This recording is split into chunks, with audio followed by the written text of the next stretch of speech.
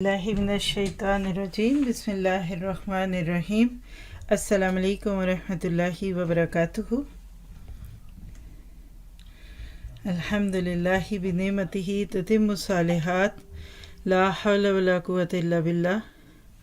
اللہ تعالیٰ کا احسان، اس کی رحمت، اس کی نعمتوں میں سے ایک اور نعمت کہ ہم پھر اپنی اور دوسروں کی خیر خواہی کے جذبے کے ساتھ ایک بہت ہی خوبصورت سیریز کا آغاز کر رہے ہیں۔ اللہ تعالیٰ آپ سے مجھ سے راضی ہو اور ہم اس سے بہترین فائدہ اٹھائیں۔ ابھی تو کچھ بھی رمضان کا نہیں بدلا، میرے لیے تو وہی فیلنگز ہیں۔ ایسے لگ رہا ہے کہ ہماری زندگی کا ایک رخ سے دوسرا رخ شروع ہوتا جاتا ہے اور اللہ تعالیٰ کی رحمت سے ہم پھر ان میں سے آگے بڑھتے رہتے ہیں۔ تو انشاءاللہ تعالیٰ، جیسا کہ بہت سارے ساتھی جانتے ہی ہیں اور نئے لوگ بھی جو ہمارے ساتھ جوائن ہو رہے ہیں اس وقت، ان سب کے لیے یہ ہے کہ آج سے ہم ایک بڑی خوبصورت سیریز شروع کر رہے ہیں۔ انشاءاللہ اس میں جو کچھ ہے ابھی میں آپ کے ساتھ شیئر کرتی ہوں۔ اللہ تعالیٰ آپ سے مجھ سے راضی ہو، دعا مانگ لیجئے، خیر کا سفر ہو، خیر کے ساتھ شروع ہو، خیر کے ساتھ پورا ہو اور بہترین طریقے سے ہم اس کو لے سکیں۔ آئیے شروع کرتے ہیں۔ نحمدہ و نصلی علی رسولہ الکریم، اما بعد فاعوذ باللہ من الشیطان الرجیم، رب اشرح لی صدری ویسر لی امری واحلل عقدۃ من لسانی یفقہوا قولی، رب یسر ولا تعسر وتمم بالخیر۔ اللہم صلی علی محمد وعلی آل محمد کما صلیت علی ابراہیم وعلی آل ابراہیم انک حمید مجید۔ اللہم بارک علی محمد وعلی آل محمد کما بارکت علی ابراہیم وعلی آل ابراہیم انک حمید مجید۔ اللہ تعالیٰ کے لیے ساری تعریفیں ہیں، حمد و ثنا کے لائق صرف اسی کی ذات ہے۔ صرف آپ اور میں اسی پہ نظریں لگا لیں تو ہماری زندگی کے سارے غم، سارے دکھ ختم ہو جائیں۔ اللہ سبحانہ تعالیٰ نے آپ کو مجھے پیدا کیا، اس دنیا میں رکھا۔ اس دنیا میں بھیجنے سے پہلے آدم اور اماں حوا کو جنت میں بسایا گیا۔ یہ واقعہ کسی سے کے لیے بھی کوئی نیا نہیں ہے، لیکن جب وہاں ایک ایسے نفس کے دھوکے یا شیطان کی چال کا شکار ہو کر اللہ تعالیٰ کی منع کردہ چیز کو چکھ لیا، تو اس کے بعد اللہ تعالیٰ کا فیصلہ کیا تھا کہ اب آپ اس جنت میں نہیں رہیں گے۔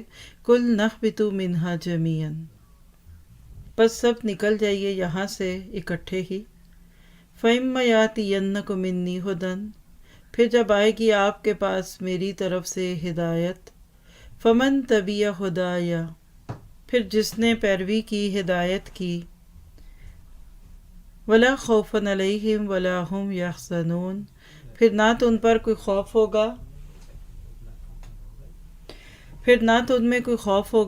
اور نہ وہ غمزدہ ہوں گے۔ سورۃ بقرہ کی آیت نمبر 38 کو اگر نوٹ کر لیجئے تو انسان کا دنیا میں جو سفر شروع کیا گیا اس میں ایک شرط رکھ دی گئی۔ آج میرے آپ کے سمجھنے کے لیے یہ موقع شاید کچھ لوگوں کو تو لگے گا پہلی ہی دفعہ سننے والی چیز ہے، لیکن 20 بار ہم نے یہ آیات پڑھی اور سنی ہوتی ہیں، لیکن ہم وقت پڑھنے پہ اس کو ریلیٹ نہیں کر پاتے۔ علم بہت سا ہے، کتابوں میں صفحے بھرے پڑے ہیں، لیکن زندگی میں اس کا اثر کتنا ہے یہ آپ اور میں خود جانتے ہیں۔ تو پہلا وعدہ جو اللہ تعالیٰ نے انسانوں کے ساتھ اس دنیا میں آنے کے بعد خوف اور حزن سے پاک ہونے کا رکھا تھا، وہ تھا فمن تبع ہداش، ہدایت کی پیروی۔ اللہ نے جو ہدن، ہدایت، اہدنا الصراط المستقیم، روز 20 بار اس روٹ سے میں اور آپ بہت کچھ پڑھتے بھی ہیں۔ پہلی دعا بھی جو پڑھی، قرآن پاک کھولتے تو اہدنا الصراط المستقیم کی پڑھی، اور کامیابیوں کے نسخے اس کتاب میں کھلتے ہیں تو ذالک الکتاب لا ریب فیہ ھدی للمتقین کا وعدہ ہے۔ تو کیا پتہ چلا کہ اللہ تعالیٰ نے جنت کا پرسکون ماحول دکھایا، جس کے بارے میں اب بھی قرآن پاک کی آیات سے ہمیں پتہ چلتا ہے کہ اس میں نہ کوئی شور و غل ہوگا، نہ اس میں کوئی لغویات ہوگی، نہ اس میں کسی کو کوئی دکھ تکلیف دینا ہوگا. یعنی جنت کی نعمتوں میں ایک بہت بڑی نعمت کیا کہ وہاں خوشی ہوگی، غم نہیں ہوگا، تکلیف نہیں ہوگی. آپ اور میں اس دنیا میں بھیجے گئے ہیں تو اللہ تعالیٰ نے آپ کو مجھے ایک غم دے کر بھیجا تھا کہ جب تم اس دنیا سے جاؤ تو تم نے اس غم میں جینا ہے. تو تمہاری زندگی ہدایت کے مطابق اگر ہو گئی، وحی الہی کے مطابق ہو گئی، تو پھر تمہاری زندگی ٹینشن فری ہوگی. سٹریس اتنا ہی ہوگا جتنا کہ اس دنیا کا سٹریس لینا تھا. لیکن جب وحی سے سلسلہ ٹوٹا تو آج انسانیت غم اور خوف کا شکار ہو گئی. آج سے ہم ایک سیریز شروع کر رہے ہیں آپ کے ساتھ، جس کو آپ tension A to Z series کہیں گے. اور اس کو اگر ہم ایک بڑا خوبصورت عربک نام دے دیں تو لا تحزن ہے، اردو میں کہہ دیں تو غم نہ کرو، اور انگلش میں کہتے ہیں تو ڈونٹ بی سیڈ. کیوں؟ تھوڑا سا انٹروڈکشن دینا چاہوں گی اس موضوع کا کہ آخر ہم کرنے کیا لگے ہیں اور ہم اس میں کریں گے کیا. تو بنیادی طور پہ آپ دیکھیے کہ آج اکثر انسان پریشان ہے، دکھی ہے. ہر انسان کسی نہ کسی غم کا شکار ہے.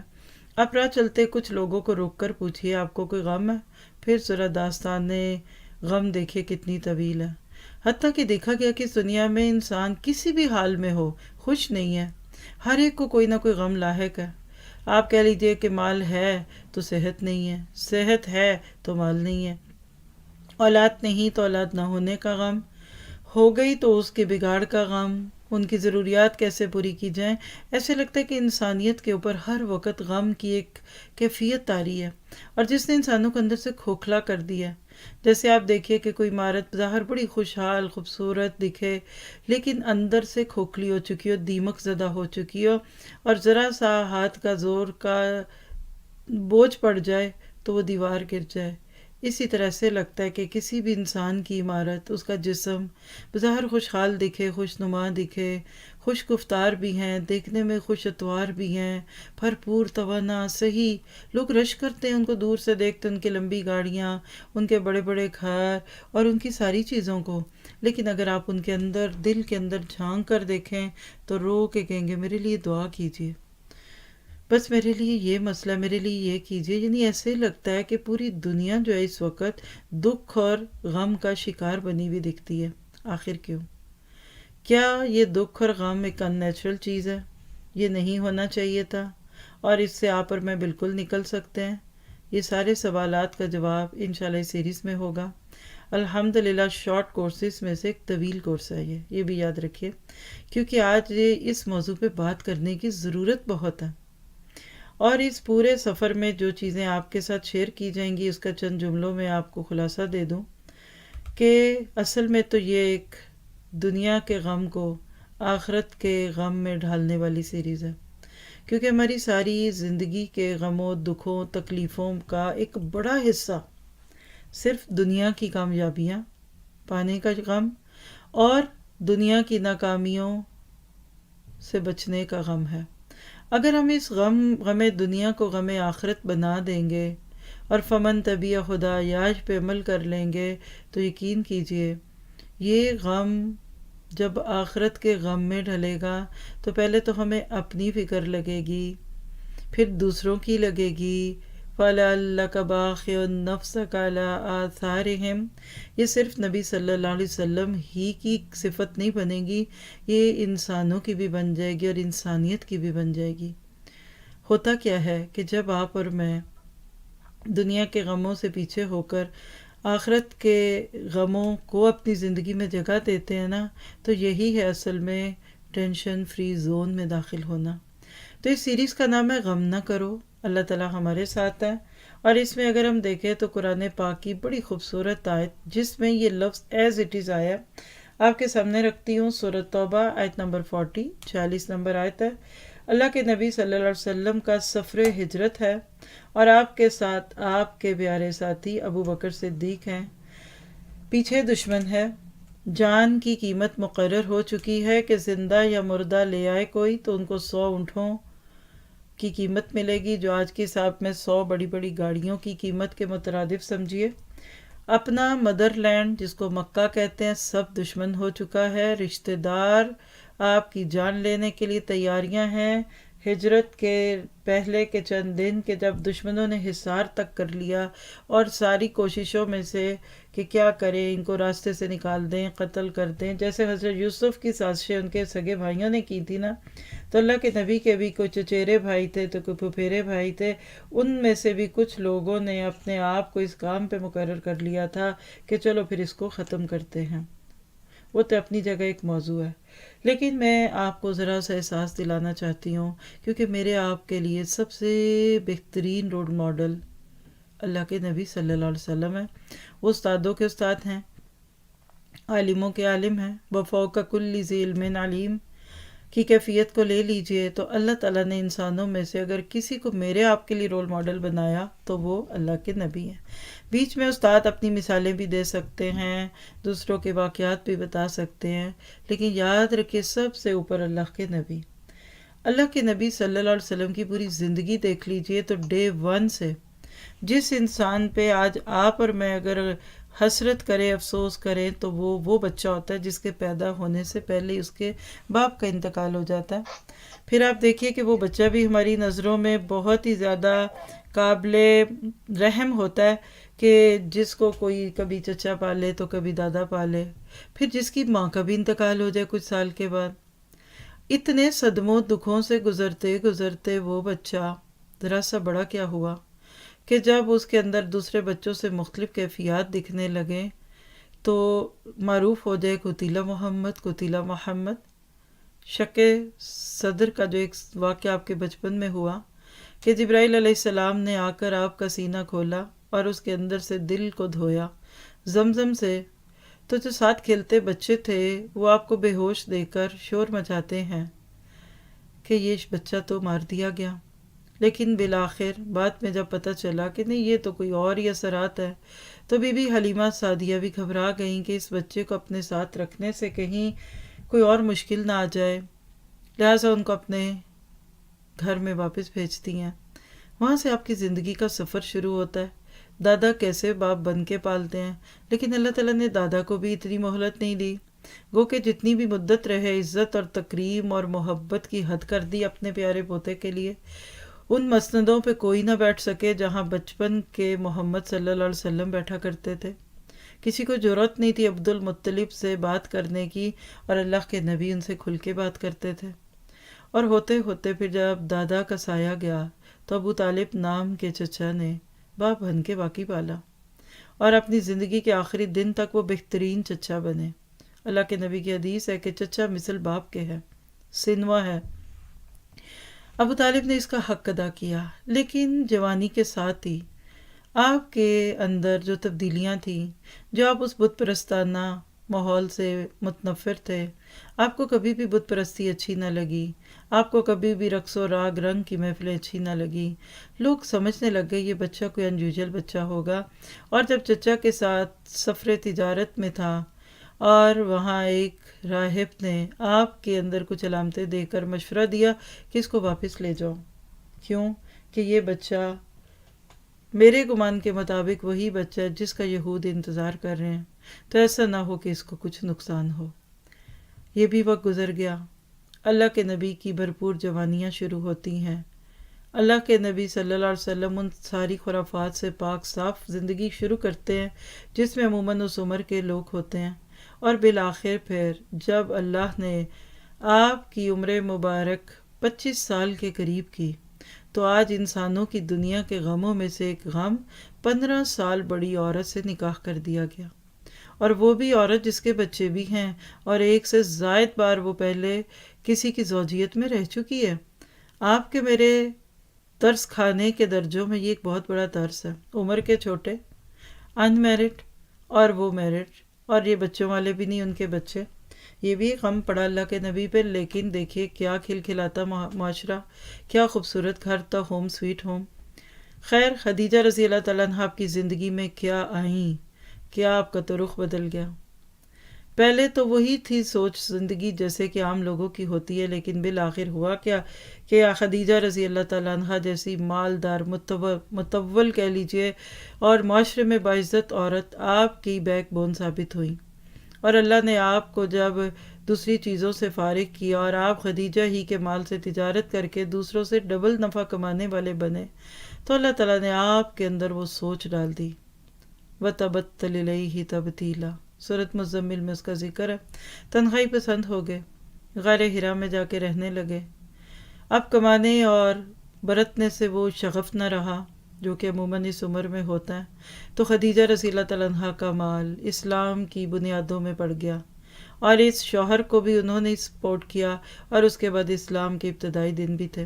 خیر، نبوت کا آوازہ بلند ہوتا ہے۔ اقرأ بسم ربک الذی خلق کی آواز کیا دل پہ پڑی۔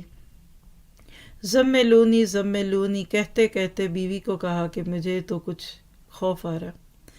وہاں سے اٹھتی ہیں تو وہ ان کو اپنے ایک رشتہ دار کے پاس لے جاتی ہیں، اور جا کر وہ کیفیت جب بیان کی گئی تو اس شخص نے کہا کہ خدیجہ تجھے مبارک ہو، اللہ نے تجھے اپنے آخری نبی کی بیوی ہونے کا اعزاز بخشا، اور ساتھ ہی یہ کہہ دیا کہ کاش میں اس وقت تک زندہ ہوں جب اے محمد صلی اللہ علیہ وسلم لوگ آپ کے دشمن ہو جائیں گے، آپ دیس نکالا دیں گے۔ وہاں اللہ کے نبی صلی اللہ علیہ وسلم کے وہ الفاظ آج بھی سیرہ کی کتابوں میں موجود ہے، مجھے نکالیں گے، میرے دشمن ہوں گے۔ وہ تو مجھ سے اتنا پیار کرتے ہیں، وہ تو کہہ لیجیے آپ کی میری زبان میں صادق اور امین کہتے ہیں، میں تو ان کا ایپل آف آئی ہوں۔ تو وہاں پھر جو جملے تھے وہ کیا تھے کہ آپ سے پہلے جس نے بھی حق کی آواز بلند کی تو اس کے ساتھ ایسا ہی ہوا، اپنے بیگانے بنے، اور حق کے راستے میں رکاوٹیں تو آتی ہیں، اور وہ خبر سچی ہوتی ہے اس آیت پہ پہنچنے تک۔ 13 سال مکہ میں چھو مکھی جنگ تھی۔ قولوا لا الہ الا اللہ تفلحون کی پکار پہ خوشی تو بڑی ہوئی ان کو کہ یہ کوئی ایسا راز دینے والے ہیں کہ جس کے بعد ہم عرب تو عرب، عجمیوں کے بھی بڑے بن جائیں گے۔ لیکن جب آپ نے کہا کہ اس کا نسخہ یہ ہے کہ لا الہ الا اللہ کہو تو فلاح پا جاؤ گے، تو اس پہ تو پھر سگا چچا بول اٹھا کہ اے محمد صلی اللہ علیہ وسلم نعوذ باللہ آپ کے تو ہاتھ ہی ٹوٹ جائیں۔ کوئی سردار اٹھتے گئے، سورۃ سوات میں آپ پڑھ لیجئے، غصہ کرتے ہوئے اٹھ گئے، یہ باتیں سنانے کے لیے میں بلایا تھا، تو بس کہہ لیجئے وہ تان ٹوٹتی ہے سورۃ توبہ کی آیت 40 پہ۔ ہر ممکن کوشش کی، خیر خواہی کی، اپنے ہی ساتھی جو ریت پہ لٹائے جاتے تھے ان کو بھی صبر ہی کی بات کی، کوئی ریئیکشن شو نہیں کیا۔ لیکن ایک دن ایسا آیا کہ اس ایک خوبصورت انسان کے پیچھے سب پڑ گئے، تو اللہ تعالیٰ نے اپنے نبی کو حکم دیا کہ اب آپ یہاں سے نکلیے۔ مجھے امید ہے کہ ہم تھوڑا سا اللہ کے نبی کا درد اپنے دل میں محسوس کر پا رہے ہوں گے اس وقت بھی۔ کیوں؟ آرام دہ گدوں پہ بیٹھ کر ریکلائنر پہ گھومتے گھامتے دین کا کام کرنا یا دین لینا یا دینا، اس کا کیا تقابل ہے میرے آپ کے پیارے نبی کے اس دین کے کام سے جو انہوں نے ان حالات میں لیا۔ قدم قدم پہ امتحان آئے، قدم قدم پہ آزمائشیں تھیں، اور وہی بات ہے کہ میرے گھر کے راستے میں کوئی کہکشاں نہیں، جس کو جان پیاری ادھر سے چلا جائے، لیکن اللہ کے نبی نہیں پلٹے۔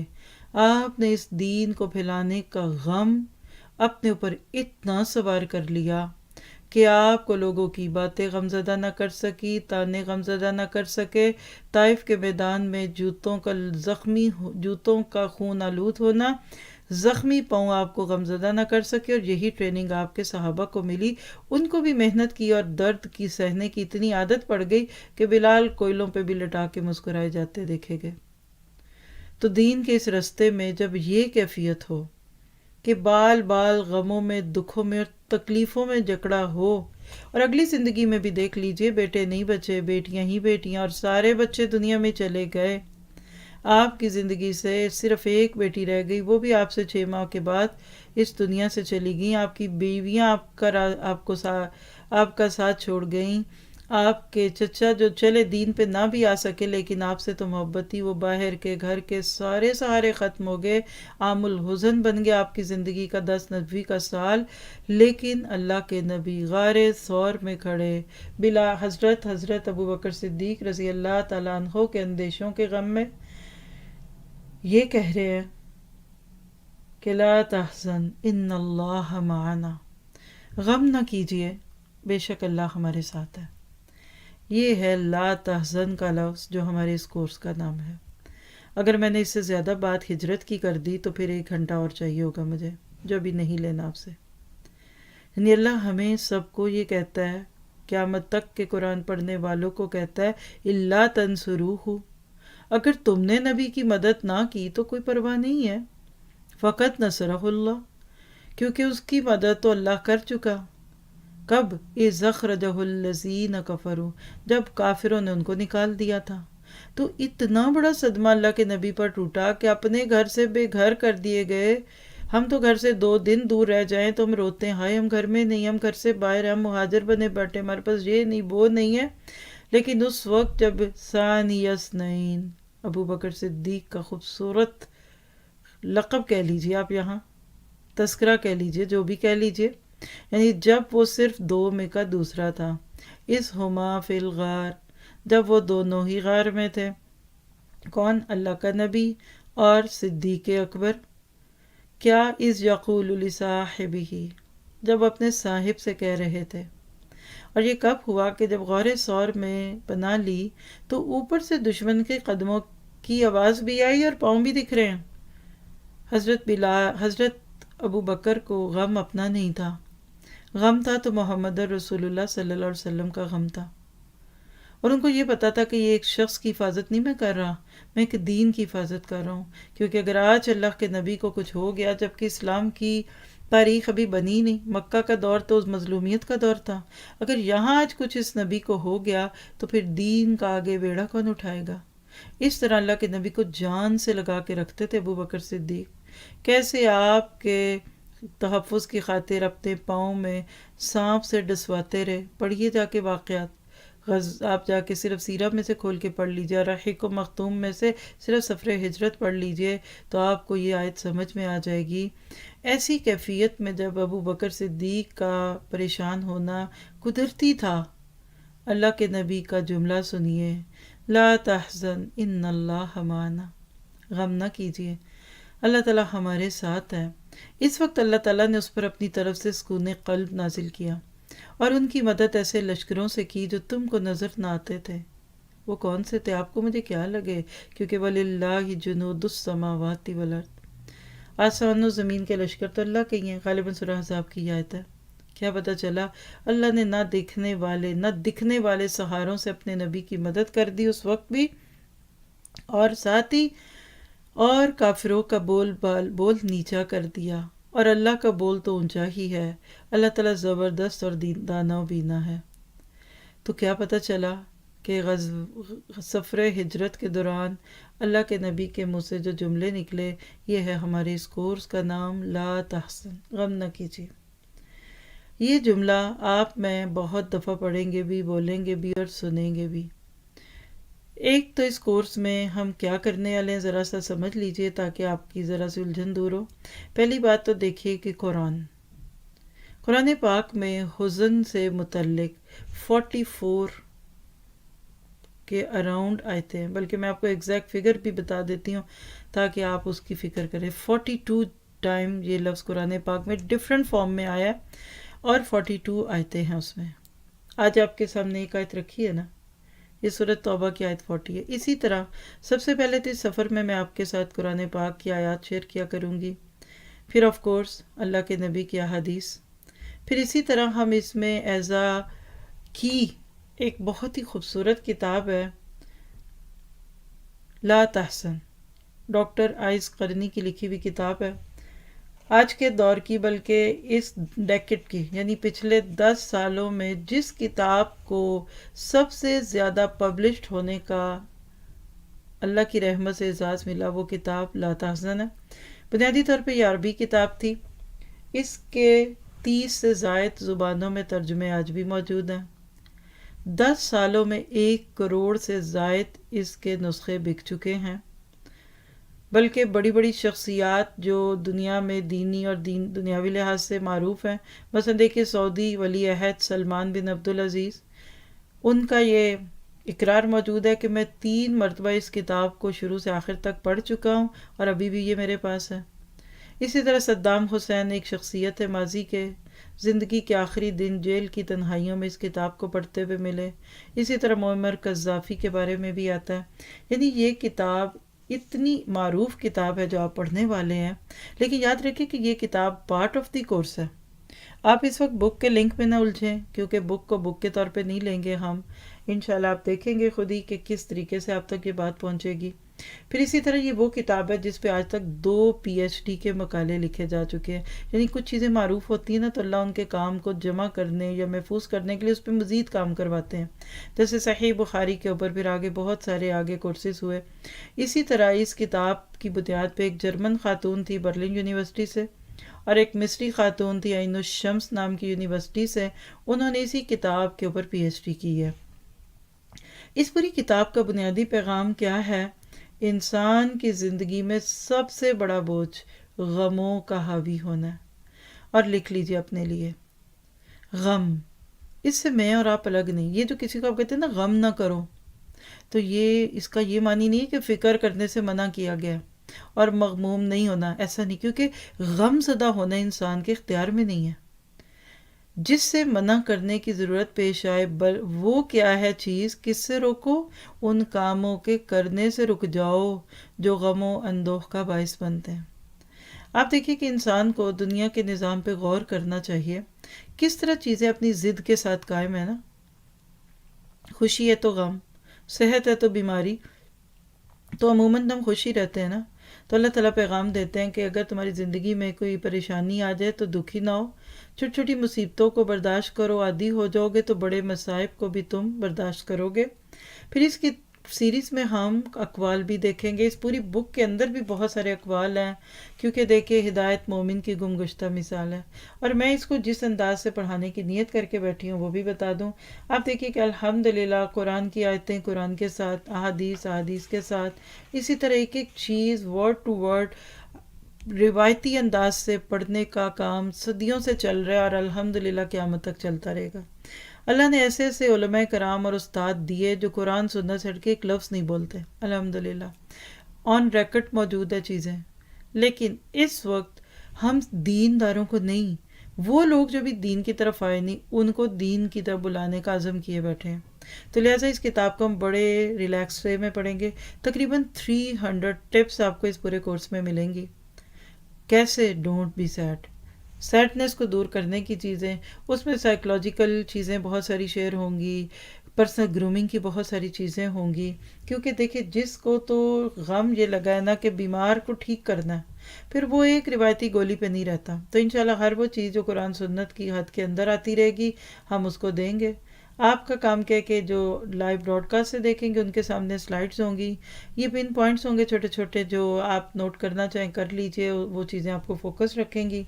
جو لوگ صرف میرے ساتھ سن کر نوٹس لیں گے وہ سب سے زیادہ فائدہ لیں گے، اور یقیناً وہ اسٹوڈنٹس ہی ہوں گے، کیونکہ جو چیز ایک دفعہ اپنے ہاتھ سے لکھ لی جائے وہ فائدہ ہوگی۔ اگر آپ کو بک کھول کر پڑھنے کا بھی شوق ہے تو آپ کر سکتے ہیں، فائدہ اس سے بھی لے سکتے ہیں، لیکن یاد رکھیے کہ صرف کتاب لے لینا اور پڑھ لینا اس سے یہ بات نہیں چلے گی۔ اور انشاءاللہ ہم دعا کریں گے کہ اس پوری سیریز کے اینڈ تک ہمارے کردار میں وہ ساری خوبیاں آ چکی ہوں جس کی وجہ سے آج ہم دکھی رہتے ہیں اور ہمیں پتہ ہی نہیں ہے کہ وہ ہمارے اندر خرابیاں آ چکی ہیں، اور وہ خوبیاں آ چکی ہیں جس کو لائیں گے تو غموں سے نکل جائیں گے۔ اور انشاءاللہ تعالی ہمارا چونکہ گول بہت بڑا ہے تو ہم کوشش کریں گے کہ وہی چیزیں یہاں کریں جس کی بہت ضرورت ہے۔ ایکسٹرا چیزیں شیئرنگ، سوال جواب وہ آپ سے اینڈ پہ اور شروع میں لیتے رہیں گے۔ ہمارا یہ سیشن اسٹوڈنٹس کے لیے ہمیشہ 15 منٹ پہلے شروع ہوتا ہے، وہ زوم کے تھرو آتے ہیں۔ آپ میں سے جس کو بھی چاہیے وہ ویب سائٹ پہ جا کر اس لنک کو کلک کر کے رجسٹر کرے تو آپ کو ڈیٹیلز مل جائیں گی، اور اسی طرح اسٹوڈنٹس کو پھر اینڈ پہ بھی موقع دیا جاتا ہے۔ لائیو براڈ کاسٹ میں عموماً وہ حصہ ہوتا ہے جو کہ صرف ون سائیڈڈ ہوتا ہے اور جس میں آپ سنتے ہیں اور لکھتے ہیں۔ تو یاد رکھیے کہ اللہ تعالیٰ نے آپ کو مجھے اس دنیا میں جلنے کڑنے کے لیے نہیں بھیجا، ہم نے اللہ تعالیٰ سے یہ دعا کرنی ہے کہ وہ ہمیں اس سے بہترین فائدہ اٹھانے کی توفیق دے۔ تو یہ تو تھی چند باتیں اس موضوع کی اور اس کی اہمیت پہ۔ دوسری چیز دیکھیے لفظ ٹینشن۔ ٹینشن کے لفظ کو آج کے دور میں کون نہیں جانتا؟ اسی سے ملتی جلتی ایک چیز سٹریس ہے، اور اسی طرح سے ڈپریشن، سٹریس، اور اسی طرح سے غم، دکھ، اس کے بہت مختلف سے نام ہیں۔ میں آپ کو بڑے یقین سے کہہ سکتی ہوں کہ ان آلموسٹ 300 ٹپس میں سے آپ نے صرف 30 ٹپس بھی اپنے اوپر امپلیمنٹ کر لی تو آپ کے سارے ڈپریشن دور ہو جائیں گے. اسٹریس جو اپنی جگہ بہت خوبصورت چیز ہے. اسٹریس نہ ہو تو بچہ کیوں دنیا میں آئے؟ اسٹریس نہ ہو تو باپ صبح کام کرنے کیوں نکلے؟ کیونکہ اسٹریس سے بچوں کو کھلانا ہے. اسٹریس نہ ہو تو ماں اٹھ کے گھر کا کام کیوں نہ کرے؟ اسٹریس بہت خوبصورت کیفیت ہے. ہوتا کیا ہے کہ اسٹریس جب حد سے بڑھ جاتا ہے تو ڈپریشن میں بدل جاتا ہے. تو انشاءاللہ ہم بیچ بیچ میں پورے سفر کے دوران ڈپریشن سے متعلق بہت ساری باتیں کریں گے. ایک چیز جو کر کے اس کے بعد ترتیب کے ساتھ ٹپس کے ساتھ بات کریں گے. آج ہمارا گول ہے جو ٹپس کا وہ پورا کروا دے اللہ تعالیٰ, اور آپ نے ایک ایک چیز کو اپنے اوپر اپلائی کرنے کی کوشش کرنی ہے. تو اس کے لیے جو لفظ ہے نا وہ حزن ہے. لا نہیں تحزن, تم غم کرو, ٹھیک ہے. لا تحزن میں لفظ حزن چھپا ہوا ہے. تو تھوڑا سا اس لفظ کو بھی دیکھ لیتے ہیں. یہ لفظ کیا ہے؟ عربی زبان بہت ہی خوبصورت زبان ہے. اب جیسے میں نے ابھی آپ سے ذکر کیا کہ 42 ٹائم یہ لفظ قرآن پاک میں استعمال ہوا ہے. عربی زبان اتنی خوبصورت لفظ ہے کہ اب ہم تو اس کو غم کہہ رہے ہیں نا, اور ظاہر ہے کہ اردو ترجمے میں اس کا بہترین ترجمہ غم ہی تھا نا, تو رائٹر نے اس کو غم کہہ دیا. لیکن بڑی دلچسپ چیز نوٹ کیجئے گا کہ غم لفظ کے لیے عربی میں 3 مختلف لفظ آتے ہیں. ایک تو لفظ غمی آتا ہے. یہ جو غم ہے نا, غم یا غمو, اس کا بنیادی معنی ہوتا ہے ڈھانپنا, چھپانا. غمن کہتے ہیں غبار کو, تاریکی کو. بادلوں کو کہتے ہیں غمام, جو بنی اسرائیل پہ بادلوں کا سایہ تو اس کے لیے بھی آتا ہے نا. غم وہ غم ہوتا ہے جو دل کو چھپا لیتا ہے, ٹھیک ہے. ثم انزل علیکم من بعد الغم امنۃ نعاسا یغشی طائفۃ منکم, سورۃ آل عمران کی 154 میں یہ لفظ غم کا موجود ہے. دوسرا ایک اور لفظ بھی ہوتا ہے, وہ ہوتا ہے بسا. انما اشکو بسی وحزنی الی اللہ, سورۃ یوسف کی آیت 86 میں یہ لفظ موجود ہے. یعقوب علیہ السلام نے بیٹے کے غم پہ, دوسرے بیٹے کے غم پہ جو دعا پڑی تھی, مانگی تھی, وہ کیا تھی کہ میں تو اپنے غم و اندوہ کا اظہار اللہ ہی سے کرتا ہوں. تو بس کا لفظ یہ بھی غم ہے. یہ کون سا ہوتا ہے؟ شدید قلق, وہ غم جو بندے کو اندر ہی اندر کھا جائے. طویل دور کا جو غم ہوتا ہے نا, اس کو بسا کہتے ہیں. اور بسا کے لفظ میں نا پھیلانا بھی ہوتا ہے. مم بسا, مبعوث کیا اللہ کے نبی کو, یہ لفظ یہی ہے. تو بسا ہوتا ہے وہ غم جس کو چھپانا چاہے پھر بھی بکھر جائے, وہ غم جو دل, زبان پہ, چہرے پہ آ ہی جائے. جیسے ماں بچے کے چہرے کو دیکھ لیتی ہے کہ یہ کچھ چھپا رہا ہے مجھ سے. لیکن جو لفظ اس وقت ہے, ذرا سے اس کی خوبصورتیاں تو دیکھیے گا. یہاں لفظ ہے حزن. حزن وہ لفظ ہے جس کا اپوزٹ فرح ہے. فرح اردو میں بولتے ہیں نا, فرح نام بھی ہوتا ہے. یہاں اللہ کے نبی کا یہ لفظ لا تحزن کیوں آیا؟ یہ کیوں نہیں کہا کہ لا بس؟ تو حزن کہتے ہیں کسی معاملے میں طبیعت کا بے چین ہونا, اندوہ, اور یہ انسان کی اضطراری کیفیت کو ظاہر کرتا ہے. جب بے چینی کا کوئی علاج نظر نہ آئے تو غم کی جو صورت بنتی ہے اس کو حزن کہتے ہیں, اور اس کو حزن مصائب بھی کہتے ہیں. تو آپ لکھ لیجئے کہ وہ غم جو کسی مصیبت کی وجہ سے لاحق ہو اسے حزن کہتے ہیں. میرا سوال ہے, یہ لاک ڈاؤن اور کرونا یہ کون سا ہے؟ یہ بھی حزن ہے نا. ایک سب آپ کے میرے ہاتھ میں ہی نہیں ہے. کیا کریں, کدھر جائیں؟ اس سے زیادہ تو اب ہم کچھ اور کر نہیں سکتے, سوچ نہیں سکتے. تو کیا پتہ چلا؟ پہلی بات اس میں سے سمجھ لی آپ نے, میں نے, کہ حزن کے اندر کوئی ایسی چیز چھپی ہوتی ہے جو آپ کے بس میں نہیں ہوتی. تو لکھیے گا, بہت سارے لوگ دنیا میں آج جو دکھی ہیں اور غم زدہ ہیں, تو ان کی وجوہات ان کو خود بھی نہیں پتہ ہوتی. تو جب آپ اور میں اس ساری چیزوں کو دیکھ لیتے ہیں تو ہمیں کیا پتہ چلتا ہے؟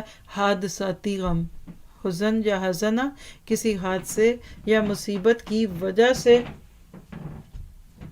حادثے یا مصیبت کی وجہ سے جو غم آتا ہے نا, وہ غم ہے. اب آپ ذرا سا اپنی زندگی پہ لیں. انشاءاللہ بھی تو آج سفر شروع ہوا ہے نا. بعد میں آپ خود کو دعا دیں گے اگر آپ نے واقعی اس سیریز کو سننے کی اور نیت کر لی, اور اپنے ان پیاروں کو جو آج بھی دکھی, تکلیف زدہ اور ڈپریسڈ اور پریشان ہے نا, ان کو بھی اسے دعوت دے دیں, کیونکہ Day 1 is the best day to join it. پہلا مس ہو گیا تو دوسرا اس سے بھی اچھا دن ہوتا ہے کہ چلیے ڈائریکٹ آپ اس ٹائل پہ پہنچ جاتے ہیں جس پہ چلنا ہوتا ہے. پہلے دن کچھ نہ کچھ ادھر ادھر کی چیزیں ہوتی ہیں. تو وہ سب لوگ جو آج دکھی ہیں، جو ڈپریسڈ ہیں، جو اسٹریسڈ ہیں، جن کو سمجھ نہیں آ رہا کریں کیا، ان کو اس کی ضرورت ہے. پھر اب دیکھیے کہ لفظ حزن ہو یا حزن ہو، زمین کی سختی کے لیے آتا ہے. غم کی وجہ سے جو بے قراری سی طبیعت کے اندر پیدا ہوتی ہے نا، اس سختی کو حزن یا حزن کہا جاتا ہے. پھر آپ دیکھیے کہ جب بھی غم آتا ہے نا، تو آپ نے ایک اردو کا بڑا مشکل لفظ سنا ہوگا، خشونت، چھلچلاہٹ، چڑچڑاپن. کچھ لوگوں کو دیکھ کے آج ایسا نہیں محسوس ہوتا کہ یہ صرف چڑچڑے اور دکھی اور پریشان ہے. یہ انشاءاللہ سب کچھ لکھاؤں گی، جہاں تک میں کر سکی آپ کی خدمت ضرور کوشش کروں گی. لیکن یاد رکھیے کہ آپ کے ارد گرد کے وہ لوگ جو چڑچڑے ہیں، جو بہت ہی بیمار رہتے ہیں، ہمیشہ نیگیٹو باتیں سوچتے ہیں، جن کے بلڈ پریشر بہت ہائی رہتے ہیں، جن کے تعلقات دوسروں سے بہت ہی خراب ہوتے ہیں، جن کو دیکھ کر ہمیشہ نیگیٹو فیلنگز آتی ہیں، ان میں سے ہر ایک کو اس کی ضرورت ہے. پر آپ ان کو جا کے یہ نہ کہیے گا کہ آپ بڑی چڑچڑی ہیں، آئیے آپ یہ سیریز سنیے. خدا کے لیے ایسی دعوت دینے سے تو بہتر ہے آپ نہ دیں. اپنے اوپر دیکھ لیجئے. ہم اپنی زندگی میں کچھ ایسی نیگیٹو چیزوں کا بوجھ اٹھائے پھرتے ہیں کہ جس سے ہمارے مسلس ٹائٹ ہو جاتے ہیں، پھر پٹھے بیکار ہوتے ہیں، تو ہم تھکتے ہیں. مثلا آپ دیکھیے کہ ایک قلم آپ پکڑ لیں، کچھ بھی نہیں ہوگا. آدھا گھنٹہ پکڑیں، تھوڑا سا کچھ ہوگا. 1 گھنٹہ، اور اگر پورا دن قلم پکڑ کے بیٹھے رہیں تو کیا ہوگا؟ وہ چند اونس کا قلم آپ کے شولڈرز کو سن کر دے گا.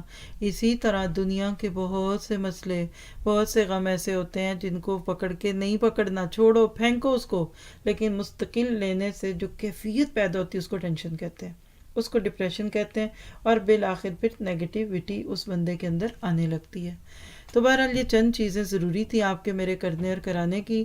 قرآن پاک میں اس کی بہت ساری مثالیں ہیں. اس پوری سیریز میں انشاءاللہ آپ کو غم والی آیتیں تو یاد ہو جائیں گی. کہیں کسی کو غم ہے تو ہدایت پہ نہ ہونے کا غم ہے، اور کسی کو کچھ ہے. لیکن اب ہم چلتے ہیں اس بات پہ کہ جب ہم لا تحزن کا لفظ سنتے ہیں تو ہمارے پاس اس کے لیے سب سے مضبوط سہارا کیا ہے،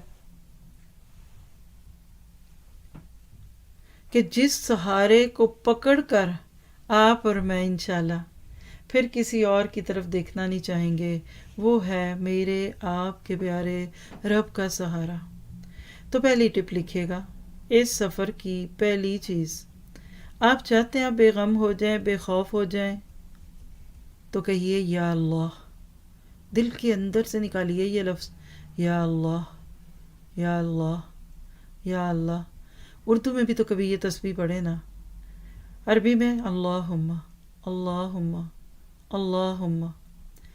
دیکھیے پھیکی چائے تو پیتے ہیں نا، پھیکی تسبیحیں بھی بہت سی پی لی، پڑھ لی. پھیکی تسبیحوں نے یا اللہ کے لفظ کو سمجھنے کا موقع ہی نہ دیا. جب غموں کی دھوپ میں سلگنے لگے اور غموں کی بھٹی میں جلنے لگے، تو وہ چیز جو آپ کے لیے سب سے خوبصورت چیز ہوگی وہ لفظ یا اللہ ہے. اس لیے کہ دنیا میں آپ دیکھیے کہ جب لوگوں کو کوئی غم آیا نا، ہر ایک کو آتا ہے. دیکھیے مسلمان کو بھی آتا ہے، غیر مسلم کو بھی آتا ہے، مومن کو بھی آتا ہے، متقی کو بھی آتا ہے، فاجر اور فاسق کو بھی آتا ہے. فرق کیا ہے کہ لوگ مختلف حالات میں مختلف طرح سے ری ایکٹ کرتے ہیں. جو کسی نے کہا کہ مومن کو غم آتا ہے تو وہ ذکر شاپ پہ نکلتا ہے، جیسے کہ غیر مسلم وہ لیکر شاپ کی طرف آتا ہے. تو آپ دنیا میں دیکھتے جائیے لوگوں نے غم غلط کرنے کے لیے کیا کیا. کسی نے شراب کے نشے میں خود کو دھت کیا، کسی نے میوزک کے اندر اپنے کو ڈمپ کیا، کسی نے سیڈ سانگ سنے تو کسی نے تھرل سانگ سنے. کوئی شراب کے بعد نشے کا عادی ہو گیا، کوئی ڈرگس میں چلا گیا. کچھ لوگ غموں کو ہلکا کرنے کے لیے خوبصورت عورتوں کی پناہ میں جاتے ہیں تاکہ اس کی ٹھنڈی چھاؤں میں ہمیں عافیت مل جائے. اور کچھ تو مال و دولت کا ناجائز ذرائع سے حصول شروع کر دیتے ہیں کہ شاید مال ہی ہماری ہر تکلیف اور بیماری کا علاج ہے۔ آج لوگ کہتے ہیں کیا نہیں ہے میرے بچے کے پاس، پھر بھی خوشی نہیں، غم نہیں، اس کے پاس پھر بھی وہ دکھی رہتا ہے۔ تو یاد رکھیے گا یہ سب شیطان کی پیروی کے طریقے ہیں۔ لا تتبع خطوات الشیطان کو سامنے رکھیے۔ غموں کی دلدل میں مزید دھنسنے کی طرف لے جاتے ہیں یہ طریقے۔ تو آپ کو مجھے اگر ایک مومن ہونے کے ناطے اپنے غموں کا علاج چاہیے تو سب سے پہلا غم یہ ہے دور کرنے کا سب سے پہلا طریقہ غموں کو، تکلیفوں کو دور کرنے کا طریقہ یا اللہ کہنا سیکھیے۔ یا اللہ، یا اللہ۔ اور آپ اگر اس کو بے بسی سے کہنا یا اللہ، یا اللہ، بیمار ہے نا، یہ نہیں کہنا ہائے، کیونکہ ایک بزرگ تھے تو انہوں نے بیماری میں کچھ ایسا لفظ بول دیا ہائے کا، تو ان کے پاس جو بیٹھے تھے انہوں نے کہا کہ تم نے یہ لفظ بول کر اللہ کی رحمت کو کتنا دور کیا، یعنی ہائے وائے نہیں کرنا۔ مداوع غم کے لیے غم دینے والے کا نام ہے، جتنا زیادہ اس کو پکاریں گے اتنا زیادہ اللہ تعالیٰ آپ کے ساتھ بہترین معاملہ کرے گا۔ تو انشاءاللہ تعالیٰ ہم نے یا اللہ کہنا سیکھنا ہے۔ اب یا اللہ تو کہہ لیا، کبھی یا رحمان تو کہیے، یا مالک، یا خالق، یا غفار۔ یا لگانا ہے تو ال نہیں لگے گا، اور اگر ال لگا دیا تو الرحمن، الملک، الخالق، الغفار۔ اس طرح بے بسی کے ساتھ اللہ کو پکارے۔ دیکھیے ہمارے تعلقات ہوتے ہیں نا، آپ ذرا سے چند لفظ بولیے، میں آپ کو فیل کرانا چاہتی ہوں۔ بولیے میری امی، میرا بچہ، میرے ہسبینڈ، میری بیوی۔ کیا اس میرے لفظ کے اندر کوئی تعلق محسوس ہو رہا ہے؟ ہوتا ہے نا، میرا بچہ۔ ہمیں تو بے جان چیزوں سے ہوتا ہے، ہائے میرا فون، آکسیجن ماسک، اس کے بغیر جی نہیں سکتی، اور سو آن۔ اسی طرح سے لفظ یا اللہ کہنا، میرا اللہ کہیے۔ کیا آپ اس تعلق کو محسوس کریں کہ اللہ تعالیٰ کو میرا کہنے سے کوئی تعلق محسوس ہوتا ہے؟ یہ تسبیح والا یا اللہ نہیں ہے، یہ صرف وہ کسی غم تکلیف کو دور کرنے کے لیے 1000 دفعہ یا سلاموں کی تسبیح نہیں ہے، یہ پیار والا یا اللہ ہے۔ یہ یا اللہ جس دن آپ کو کہنا آ گیا، اس کے بعد آپ کی زندگی خوبصورتیوں سے بھر جائے گی۔ ہم اس کو چھوڑ کر جو ہماری شاہرگ کے قریب ہے، نحن اقرب الیہ من حبل الورید، دوسروں کی محبتوں میں کھوئے رہتے ہیں۔ تو یا اللہ میں پیار ہے، والذین آمنوا اشد حبا للہ، وہ لوگ جو اللہ سے محبت میں شدید ہوتے ہیں، جب وہ یا اللہ کہتے ہیں نا تو ان کو پھر پتہ چلتا ہے کون سا اللہ۔ اب آپ کو مجھے ایک اللہ سے متعارف کرایا گیا بچپن میں، مارنے والا، ناراض ہونے والا، غصہ کرنے والا، جہنم میں لے جانے والا، اور پتہ نہیں کیا کچھ ہم نے بول دیا، یہ اللہ وہ اللہ۔ تو یاد رکھیے لفظ اللہ تو ذاتی نام ہے، اس کے صفاتی نام بہت سارے ہیں۔ وہ غموں کو خوشیوں میں بدلنے والا ہے، وہ حسرتوں کو خوشیوں میں بدلنے والا ہے، مضطرب دلوں کو پرسکون کرنے والا اللہ، اور گمراہوں کو سیدھی راہ پہ چلانے والا اللہ۔ کبھی آپ اس کو الملک کہتے ہیں، کبھی السمیع کہتے ہیں، کبھی آپ اس کو الہادی کہتے ہیں، کبھی آپ اس کو الرؤوف کہتے ہیں۔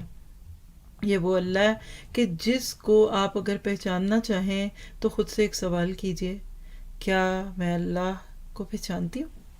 دیکھیے ایک لفظ بڑا پیارا سا بولا جاتا ہے، انٹروڈیوسڈ۔ آئیے میں آپ کو فلاں سے انٹروڈیوس کرواؤں۔ انٹروڈکشن، تو ذرا اللہ تعالیٰ کا انٹروڈکشن تو لیجئے، کون ہے اللہ؟ وہی ہے جس سے سب آسمان و زمین والے سوال کرتے ہیں۔ اللہ وہ ہے جو ہر روز ایک نئی شان میں ہوتا ہے، کل یوم ہوا فی شان۔ جب سمندروں میں ہلچل ہوتی ہے نا، پانی موجیں مارتا ہے، تیز ہوائیں چلتی ہیں، تو کشتی والے اسی سے فریاد کرتے ہیں اور یا اللہ کہتے ہیں۔ جب مسافر صحرا میں بھٹک جاتا ہے، قافلہ راستے سے ہٹ جاتا ہے، تو اس کی راہ گم ہو جاتی ہے، تو وہ پکار اٹھتے ہیں یا اللہ۔ اور جب طلبگاروں پر راستے بند ہو جاتے ہیں، مانگنے والوں کو نہیں دیا جاتا، تو ان کی پکار ہوتی ہے یا اللہ۔ اور جب تدبیریں ناکام ہو جاتی ہیں، امیدیں ساتھ چھوڑ جاتی ہیں، ذرائع مسدود ہو جاتے ہیں، سد ہوتا دیوار، راستے بند ہوتے ہیں، there is no mean، اور راستے بند ہو جائیں تو لوگ اللہ ہی سے فریاد کرتے ہیں۔ اور اللہ تو وہ اللہ ہے کہ جب زمین اپنی وسعت کے باوجود تم پر تنگ ہو جائے اور انجو علم سے دم گھٹنے لگے تو اللہ کو پکارو۔ اللہ ہی ہے جو تنگیوں کو کشادگیوں میں بدلتا ہے۔ عربی کا ایک شاعر ہے، وہ کہتا ہے، تنگ و تاریک زمانہ اور مصیبتوں کے بادلوں میں نے دعائے نیم شبی میں تیرا نام لیا۔ نیم شبی کہتے ہیں مڈ نائٹ، آدھی رات، تو ہر صبح روشن و تابناک ہو گئی۔ رات کی تنہائیوں میں جس کو پکاریے وہ یا اللہ ہے، وہ آپ کا میرا رب ہے، اس کے اوپر نظریں لگائیں گے تو انشاءاللہ سارے کام آسان ہو جائیں گے۔ اور یاد رکھیے، جس کے دل پر اللہ کی سچائی نہیں کھلی، اس کی بڑائی نہیں کھلی، اللہ تعالیٰ کی عظمت اور حقانیت نہیں کھلی، اس کو یا اللہ کہہ کر بھی مزہ نہیں آتا۔ اللہ تعالیٰ ہی کی طرف سب اچھے کلمات جاتے ہیں، خالص دعائیں، سچی پکار، معصومیت سے نکلے ہوئے آنسو اور درد انگیز نالے۔ جو نالہ شب ہے نا، راتوں کو رو رو کر آنکھوں کے نیچے نالیاں نکل آئیں، ایسی کہہ لیجئے کہ نہریں چھوٹ پڑے آنسوؤں کی، اور جب ضرورت مند آدھی رات میں اٹھ کر اس کی طرف جاتا ہے، ہاتھ اٹھتے ہیں اور مصیبتوں میں آنکھیں اسی کی طرف لگتی ہیں، اس کو کہتے ہیں یا اللہ۔ اور یا اللہ وہ ہے کہ جس کو حادثات میں پکارا جاتا ہے، فریاد پکار اور سوال میں اسی کا نام زبانوں پر ہوتا ہے، قلب اور اسی سے سکون پاتے ہیں، احساسات اور اعصاب ٹھنڈے پڑ جاتے ہیں کہ ہے نا میرا رب میرے ساتھ۔ عقل لوٹ آتی ہے اور یقین پیدا ہوتا ہے کہ اللہ اپنے بندوں سے رحم و کرم کا معاملہ کرتا ہے۔ اللہ کا ذاتی نام اللہ، کیا پیارا نام ہے، کتنے خوبصورت حروف ہیں، کتنے قیمتی کلمے، اور صحیح ترین یعنی سب سے بہتر، دی بیسٹ کہہ لیجیے، صحیح ترین تعبیر کیا ہے؟ اللہ خود کہتا ہے کہ کیا تم اس کے کوئی ہم نام کو پاتے ہو؟ میں بھولوں نہ اگر تو سورۃ مریم کی یہ لفظ ہے، کیا تم اس کا کوئی ہم نام پاتے ہو؟ ذرا کہیے لفظ اللہ، اپنے اندر پکاریے۔ دیکھیے، جس کے ہاتھ میں سارا اختیار ہے نا، اس کے گنگانے چاہیے، بندے تو بعد کی باتیں، انسانوں کے پیچھے جاتے ہیں، سائیکاٹرسٹوں کے پاس جاتے ہیں، اور اس کو پکار اور اس سے پوچھوں تعلق جوڑنا ہے تو رب سے جوڑیے۔ آج ہماری تعلق باللہ کی ڈوریاں کٹی ہوئی ہیں۔ اسماء الحسنہ کب سنے، کب غور و فکر کیا؟ تو اللہ اتنا پیارا نام، اتنے خوبصورت نام کے ساتھ اتنے پیارے کلمات۔ اب دیکھیے لفظ اللہ کے کلمے تو دیکھیے، الف لام لام ہا، ہا، یہ جو سینے پہ ہا جاتی ہے نا، اور آپ لفظ اللہ کو دیکھیں نا، ہر لفظ اوپر اٹھتا ہے۔ کسی نے بڑی پیاری اس کی تعبیر کی ہوئی ہے کہ لفظ اللہ کے اوپر شد دیکھ لیجیے نا، ہر لفظ اوپر اٹھتا ہے، کوئی لفظ نیچے نہیں جاتا۔ تو اللہ کے ساتھ تو محبت ہوگی تو سمجھ آئے گی۔ کیا اس کا کوئی ہم نام ہے؟ نہیں ہے۔ اور جب آپ اللہ کا لفظ بولیں گے نا تو کہیے، فوراً ذہن میں آپ کے آئے گا غنا، الغنی ہے وہ، بقا، الباقی ہے وہ، قوت، القوی ہے وہ، نصرت، مدد دینے والا ہے وہ، عزت، العزیز، قدرت، القدیر ہے وہ، اور حکمت، الحکیم ہے وہ۔ یعنی ایک لفظ اللہ کے ساتھ اتنی خوبیاں آپ کے دماغ میں آئیں گی۔ اور اگر آپ کو اللہ سے کوئی تعلق، کوئی محبت لینی ہے تو یاد کیجئے، لمن الملک اليوم، اس دن کس کی بادشاہی ہوگی؟ کوئی جواب ہی نہیں آئے گا قیامت کے دن، تو پکار لگے گی، للہ الواحد القہار، اللہ اکیلے اور قہار کی۔ اللہ کا لفظ نکالیے دلوں سے، اس کو پریکٹس کیجئے۔ ہاتھ جو ہوتی ہے نا سینے سے نکلتی ہے تو ایسے نہ کیا کریں اللہ اللہ اللہ۔ اور آپ دیکھیے اکثر قرآن کی آیتوں میں لفظ اللہ ہے۔ مجھے تو وہ لفظ وقت یاد آ گیا جب میں نے اسماء الحسنہ میں لفظ اللہ پڑھایا تھا۔ آج کی ای میل میں آپ کو لفظ اللہ کی تفسیر بھیجی جائے گی انشاءاللہ، آپ سنیے۔ اسماء الحسنہ بھی ساتھ ہی ساتھ کور ہوتے جائیں گے۔ پھر آپ دیکھیے، لطف و عنایت کرنے والا، اللطیف ہے وہ، مدد اور فریاد رسی کرنے والا، النصیر، ہاں، محبت کرنے والا، الودود، اور احسان کے جلوے دکھیں گے اور آپ کہہ سکیں گے کہ تمہیں جو بھی نعمت ملتی ہے وہ اللہ کی طرف سے ملتی ہے، اور اللہ جلال اور عظمت والا، ہیبت والا اور جبروت والا ہے۔ یعنی اللہ کے ساتھ ہر خوبی ایسے جڑی ہوئی ہے کہ نرمی بھی ہے اور خشک سختی بھی ہے، ہر درجہ اس کا خوبصورت ہے۔ عربی شاعر کہتا ہے کہ تیرے جلال و قدوسیت کے بیان کے لیے کتنے ہی الفاظ ڈھالے جائیں، الفاظ اور معنی کے سارے ذخیرے تیرے جلال کی تعبیر سے قاصر ہیں۔ جی یہی پیغام ہر جمعے کو سورۃ الکہف کے آخری جملوں میں سنتے ہیں آپ۔ آخری آیتوں میں کیا آتا ہے؟ لکلمات اللہ، اللہ کے کلمے نہیں ختم ہوتے، اور یہی پیغام آپ کو سورۃ لقمان کی آخری آیتیں دیتی ہیں کہ ساری دنیا کے سمندروں کو سیاہی بنا لو اور قلم بنا لو، درختوں کی لکڑیوں کو توڑ توڑ کے قلم ٹوٹ جائیں گے، دریا خشک ہو جائیں گے، لیکن تم اپنے رب کے کلمات نہیں لکھ سکتے۔ تو یہی کہہ سکتی ہوں کہ ہم اللہ کے نام بھی پورے نہیں جان سکتے۔ یہ لفظ اللہ آپ کی زندگی میں اگر آ گیا تو یاد رکھیے آپ کی حسرتوں کو خوشیوں میں ڈالے گا، غم کو سرور میں بدل دے گا، خوف کو امن میں بدل دے گا۔ اور جب آپ کہتے ہیں نا یا اللہ، اے اللہ، تو دل کی آگ کو یقین کی ٹھنڈک سے بجھا دے گا، کیونکہ وہ اس ابراہیم کے لیے کہہ چکا کہ وَقُلْنَا يَا نُورُ يَا نَارُ كُونِي وَقُلْنَا يَا نَارُ كُونِي بَرْدًا وَسَلَامًا عَلَىٰ ابراہیم۔ جب ابراہیم کے لیے حقیقی آگ کو بجھا چکا تو آپ کے میرے سینے میں جو آگ لگی ہوئی ہے، جو جلن ہے، جو کوڑن ہے، جو غم، دکھ، تکلیفیں ہیں، اللہ اس کو دور نہیں کرے گا؟ کیا اللہ بچوں کی، اولادوں کے غموں کے والی ماؤں کے سینے ٹھنڈے نہیں کرے گا؟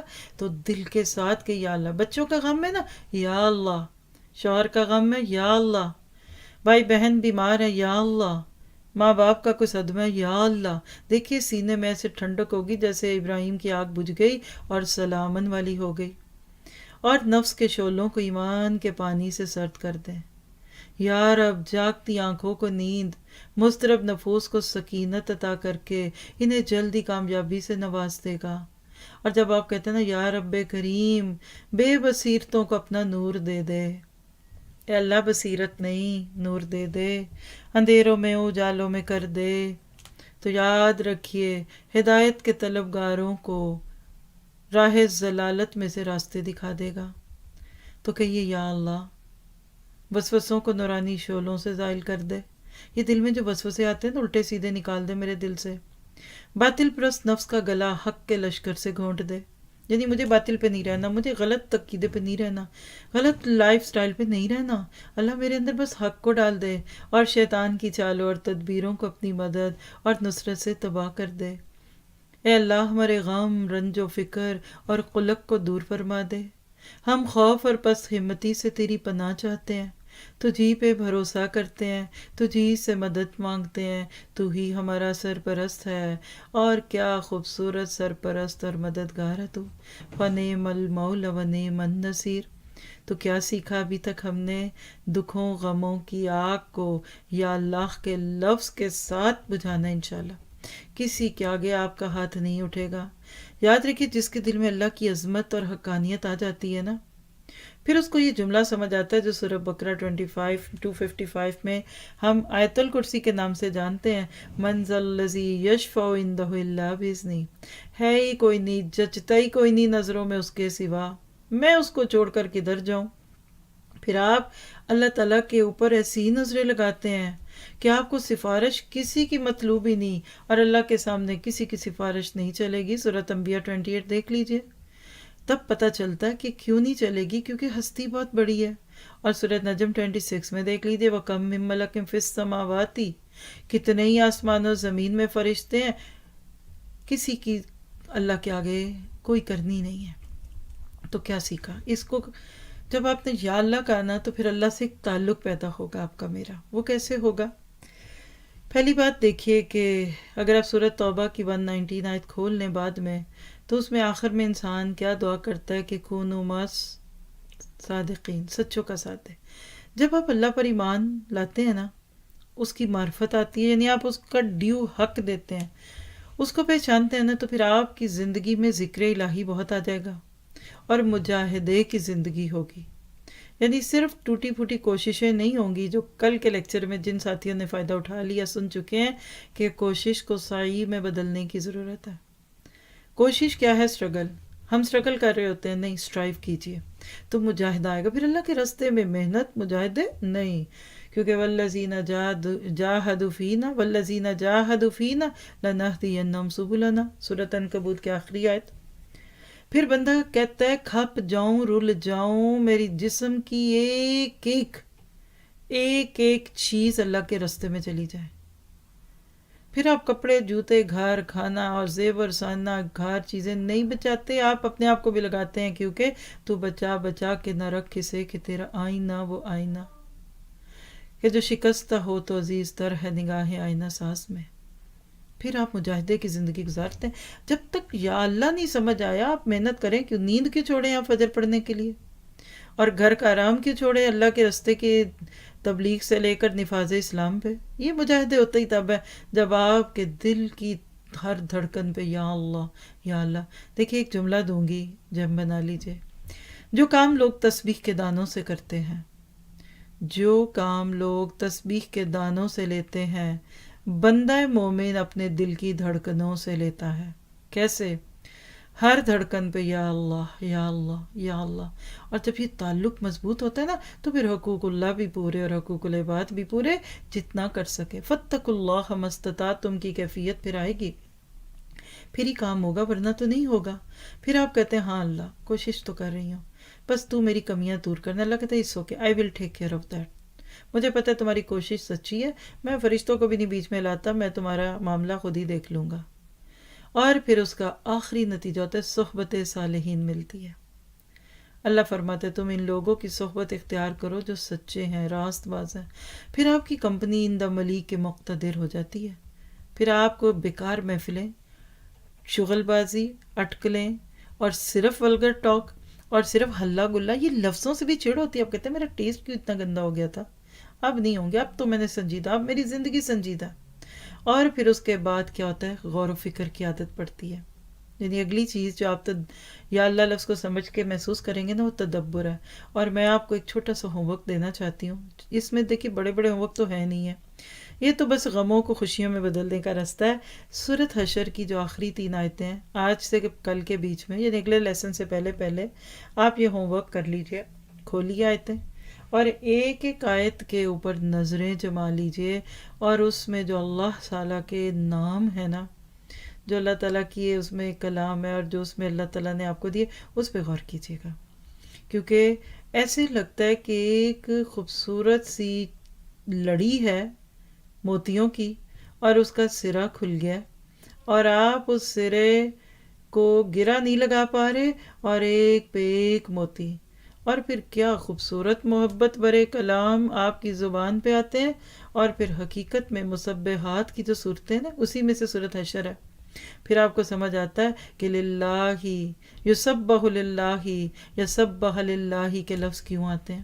اور جب یہ آخری آیتیں آپ سیکھ پڑھیں گے خود، یہ آپ کا کام ہے، میں صرف سکھانے کے لیے آپ کو بتا رہی ہوں کہ پھر آپ کہیں گے هو اللہ الذی لا الہ الا هو عالم الغیب والشہادہ هو الرحمن الرحیم هو اللہ الذی لا الہ الا هو الملک القدوس السلام المؤمن المہیمن العزیز العزیز الجبار المتکبر سبحان اللہ عما یشرکون هو اللہ الخالق الباری المصور لہ الاسماء الحسنی۔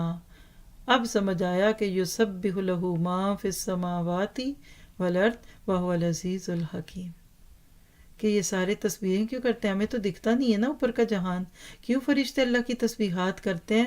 تو اس طرح سے آپ غور و فکر کرتے جائیں گے، آپ کو عالم الغیب والشہادہ سے پتہ چلے گا، ڈھکے چھپے کو وہ جانتا ہے، علیم بذات الصدور ہے، دل کے بھید جانتا ہے، اور هو الاول والآخر والظاہر والباطن۔ سورۃ الحدید کی ابتدائی آیتوں پہ بھی غور کرنا چاہیں تو ضرور کیجئے، اس میں بھی اللہ کی بڑی یونیک صفات ہیں، تو گویا کہ پھر اندر سے کلینلینس تو ہوگی نا۔ یاد رکھیے یہ کلینزنگ کورس ہے، سب چیزوں کو، علائشوں کو دور کر کے صاف ستھرا گوشت کا ٹکڑا میرے آپ کے دل کی صورت میں ہاتھ ہوگا، اور جب اللہ تعالیٰ کی صفات پہ غور کریں گے تو محبت ملے گی۔ پھر ایک سوال دل میں ابھرتا ہے، اتنی بڑی ہستی کیا وہ بھی کسی سے پیار کرتا ہے؟ یعنی میں تو اس سے کروں، یہ تو ہے۔ دیکھیں نا جو اچھے لوگ ہوتے ہیں، جو نفع مند لوگ ہوتے ہیں، جو نفع دیتے ہیں، یا ہر ٹیسٹ کے لوگ، مثلا کچھ خوبصورت لوگ ہوتے ہیں، کچھ فکشن میں اچھے ہوتے ہیں، تو اپنے اپنے ٹیسٹ کے لوگ ان سے محبت کرتے ہیں، یہ تو کوئی بڑی بات نہیں ہے۔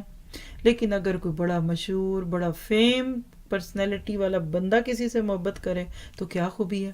تو اب یہاں تم بات کر رہے ہیں احسن الخالقین کی، تو لکھیے جب مجھے پتہ چل گیا کہ میرا اللہ ہی سارے غم و دکھوں کو دور کرے گا تو مجھے یہ تو پتہ لگے کہ وہ مجھ سے محبت کرتا ہے کہ نہیں. تو ایک جملہ لکھ لیجئے، اللہ پھر کن سے محبت کرتا ہے. یہ اگلا تقاضا ہے اس بات کو سننے کا کہ مجھے فکر لگ جائے کہ میں کیا کام کروں کہ جن کے بعد اللہ مجھ سے محبت کرے. اور لکھیے غموں کو دور کرنے کا یہ سب سے پیارا نسخہ ہے. آپ یہ غم لگا لیں کہ میرے اندر وہ خوبیاں ہیں کہ نہیں جن سے اللہ کو محبت ہے، تو وہ بچوں کے اور اولاد کے اور یہ کھانے پینے کے غم دور ہوں گے. تو پہلی چیز ہے اللہ توابین سے محبت کرتا ہے، سورہ بقرہ 223. بعد میں اگر آپ ان آیتوں کے جن کے میں نمبر دے رہی ہوں نا، دیکھیے آپ میں سے ہر بندہ اپنے لیول کا یہ کورس کرے گا. میں جب نوٹس اور ایکٹیویٹیز دیکھتی تھی دورہ قرآن میں تو سر سجدوں میں رکھتی تھی کہ اللہ ماشاءاللہ ہزاروں لوگوں میں سے کئی سو لوگ ایسے ہیں کہ جو بہترین طریقے سے لے بھی رہے ہیں اور آگے ریپروڈیوس بھی کر رہے ہیں. تو آپ ان آیتوں کے نمبر لکھیں. اگر آپ میں سے بیسٹ اسٹوڈنٹ بننا ہے تو یہ بھی کام رکھیں، یہ ساری آیتیں خوبصورت طریقے سے عربی اور اردو ترجمے کے ساتھ اپنی نوٹ بک پہ لیں.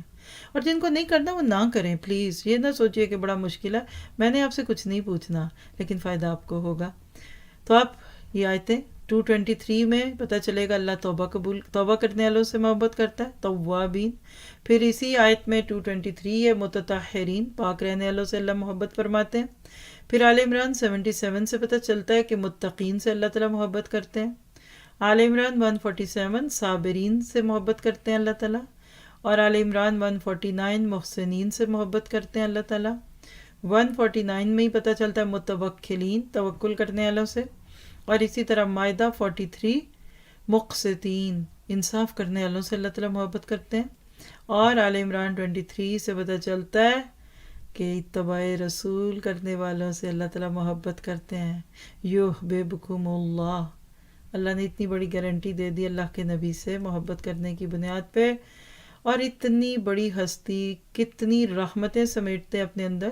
اس ٹپ کے ساتھ حدیث لکھ لیجئے، سلسلہ صحیحہ کی روایت ہے 3560، ابو ہریرہ راوی ہیں.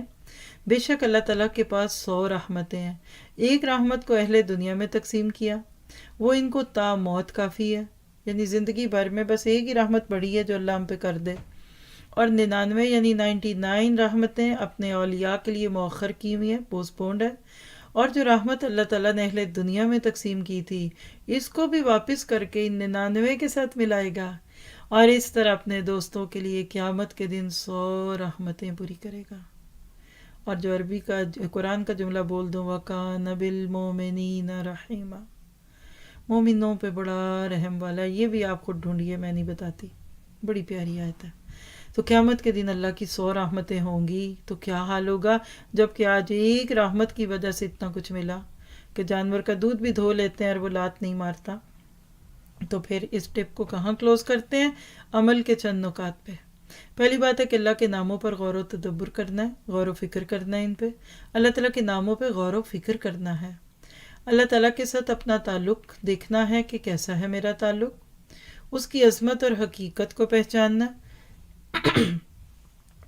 اور یہ پوچھنا ہے کیا ہم ویسے ہی ہیں جن سے اللہ تعالیٰ محبت کرتا ہے. اور جتنا زیادہ اللہ تعالیٰ سے محبت کو محسوس کریں گے آپ کو فکر لگ جائے گی کہ اللہ تعالیٰ بھی آپ سے اتنی ہی محبت کرے. امید ہے کہ یہ ٹپ بہت ساروں کو بے غم کر دے گی، ان کا حزن ختم ہو جائے گا. نہ ہو سکے تو چلیے نیکسٹ ٹپ پہ چلتے ہیں اس کورس کی. سوچیں اور شکر بجا لائیں. سوچیں اور شکر بجا لائیں. کس بات کی سوچیں؟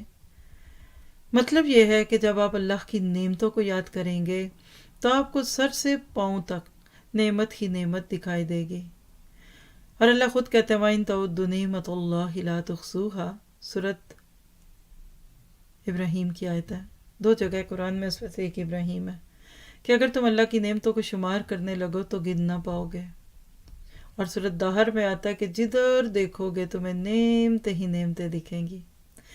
جسمانی صحت ہو، ملک میں امن کے ساتھ رہنا ہو، زندگی میں سکون کا آنا ہو، کھانا کپڑا روٹی کپڑا مکان ملنا ہو، یعنی پوری دنیا آپ کے پاس ہے اور کیا چاہیے آپ کو.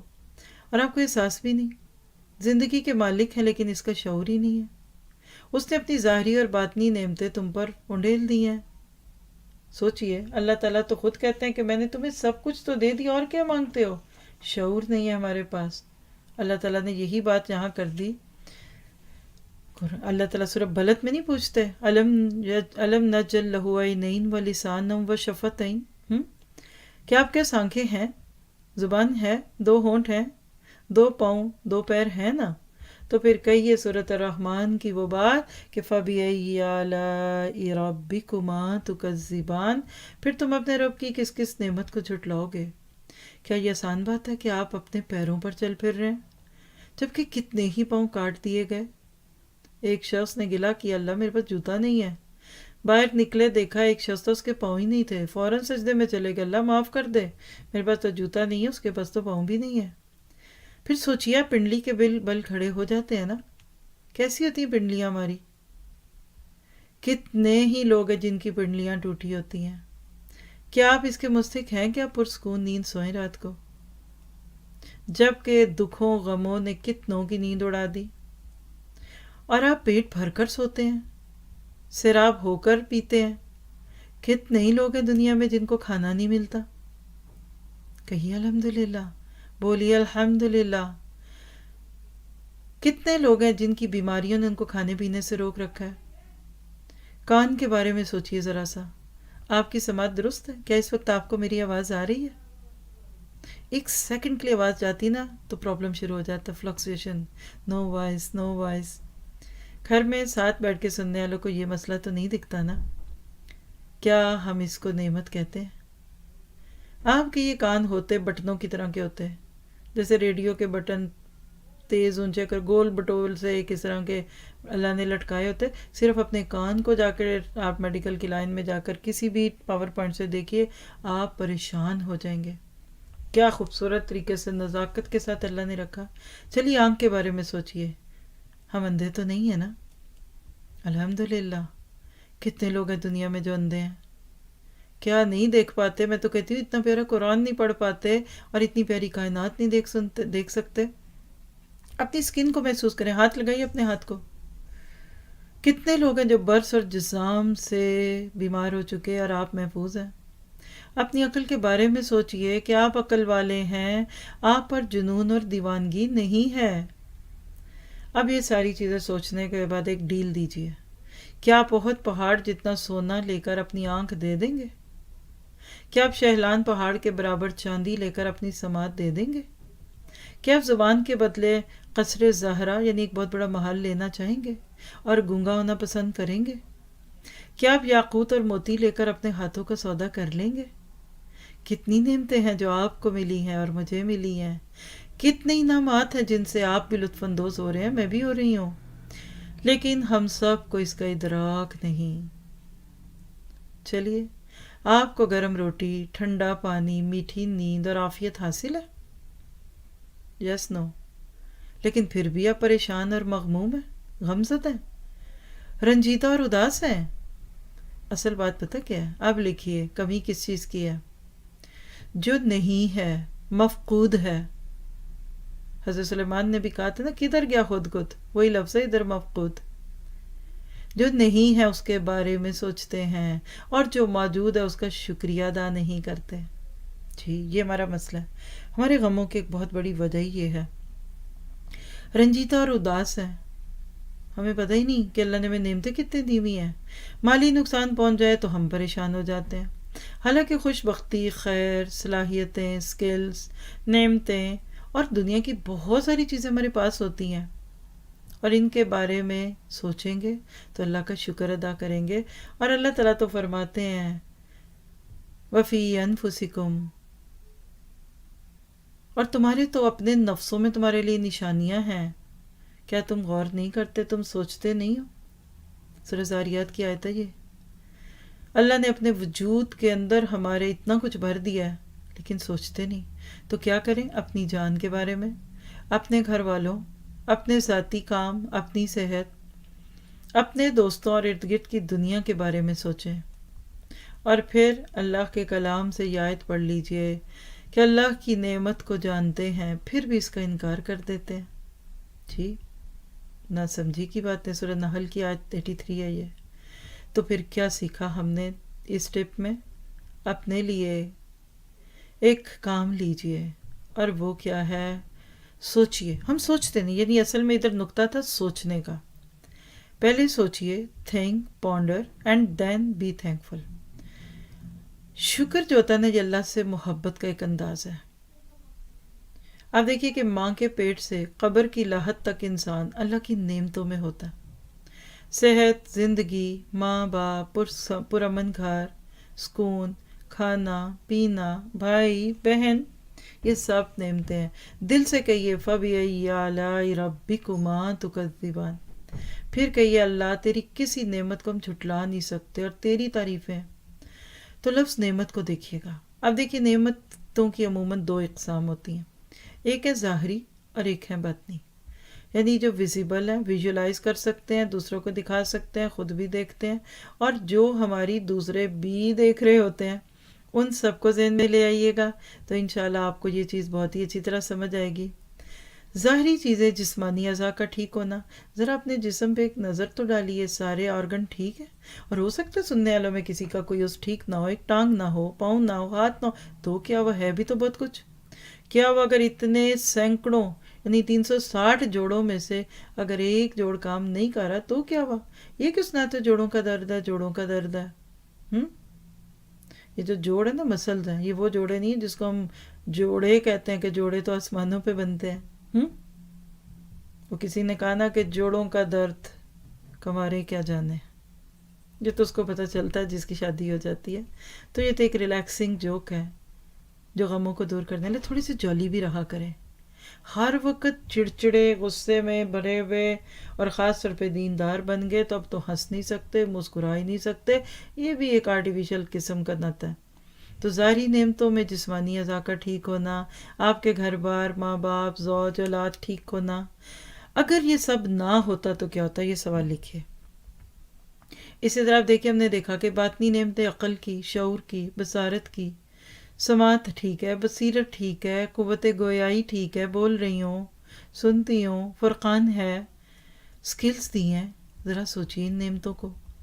کیا آپ اللہ تعالیٰ کی نعمتوں کی قدر کرتے ہیں؟ آپ دیکھیں سورہ لقمان آیت 20 میں اللہ تعالیٰ کیا کہتے ہیں؟ آپ کو مجھے دعوت فکر دیتے ہیں. کس بات کی؟ وَأَسْبَغَ عَلَيْكُمْ نِعْمَهُ ظَاهِرَةً وَبَاطِنَةً. دونوں نعمتیں آ گئی ہیں اس ایک آیت میں. کوئی قرآن کی آیت پوچھ لے جس میں ظاہری اور باطنی نعمتوں کا ذکر ہے تو فوراً لقمان 20 بولیے گا. تو ظاہری اور باطنی نعمتیں ہیں، لیکن بدبخت لوگ ایسے ہیں. وَمِنَ النَّاسِ مَن يُجَادِلُ فِي اللَّهِ بِغَيْرِ عِلْمٍ وَلَا هُدًى وَلَا كِتَابٍ مُنِيرٍ. تو کیا پتہ چلا کہ نعمتوں کی قدر کریں. ظاہری نعمتیں جو اللہ نے آپ کو مجھے دی ہیں نا، اس میں دیکھیے سب سے بڑی بات ہے کہ آپ اور میں وجود میں آ گئے. پیدا ہی نہ ہوتے پھر کیا ہوتا؟ ہمارا جسم اللہ کی نعمتوں کا منہ بولتا ثبوت ہے. آنکھیں، ناک، کان، ہاتھ، پیر، زبان. اگر ہمارے پاس ایک ٹانگ ہوتی، ایک آنکھ ہوتی، تو کیا لاکھوں روپے لگا کر یہ نعمت خرید سکتے تھے؟ نہیں خرید سکتے تھے. اسی طرح دیکھیے زمین اور آسمان جو آپ کو مجھے ہر وقت سپورٹ کرتے ہیں، اس کو دیکھ لیجئے. نیلی چھتری ہے، روئی کے گالوں جیسے بادل اوپر چھائے ہوئے ہیں.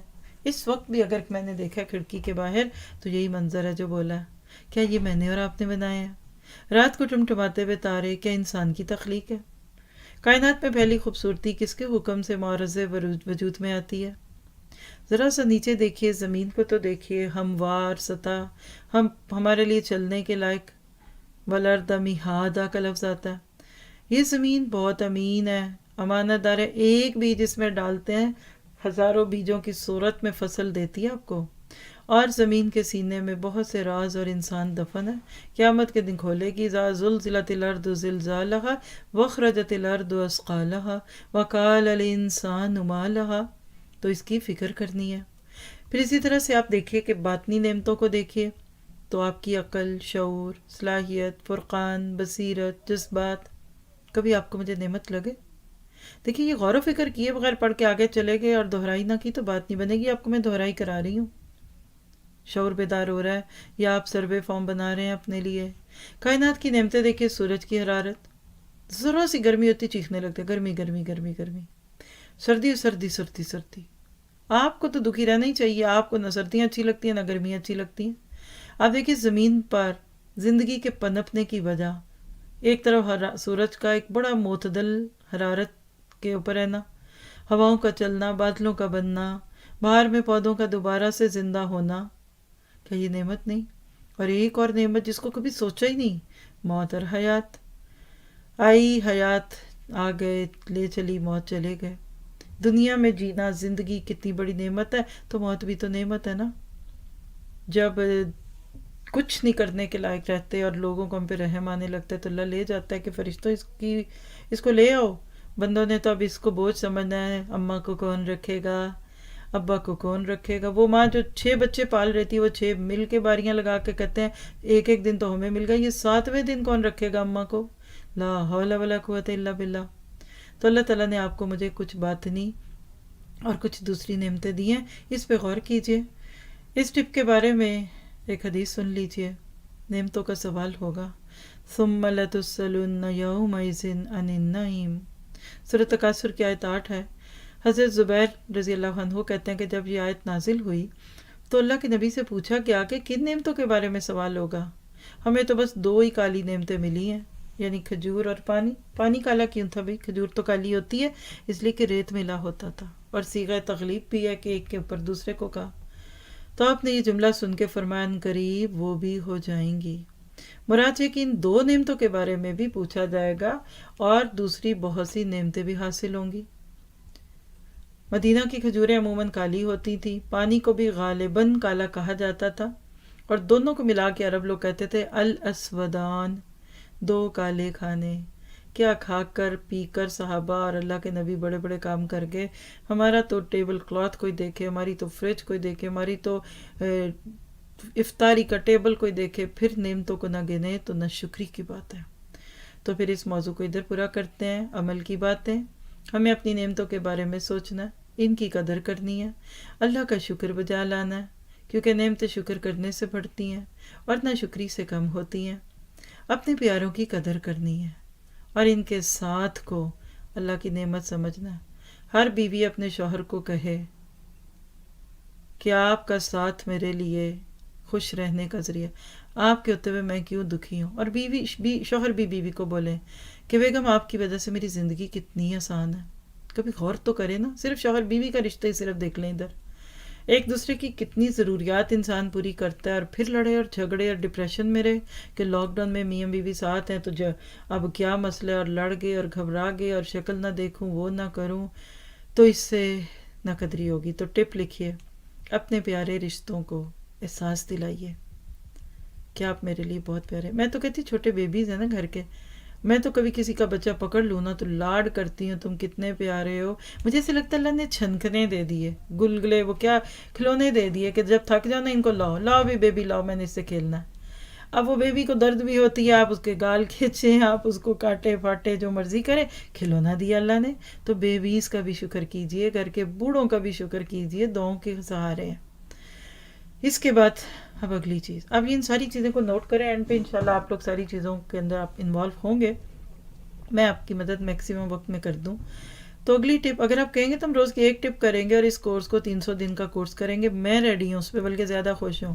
لیکن پھر 1 سال کا کورس کرنا پڑے گا جو آپ نہیں کریں گے، تو لہٰذا میرے ساتھ گو تھرو کر لیجئے، بعد میں اس پہ مزید غور و فکر ہوتا رہے گا انشاءاللہ.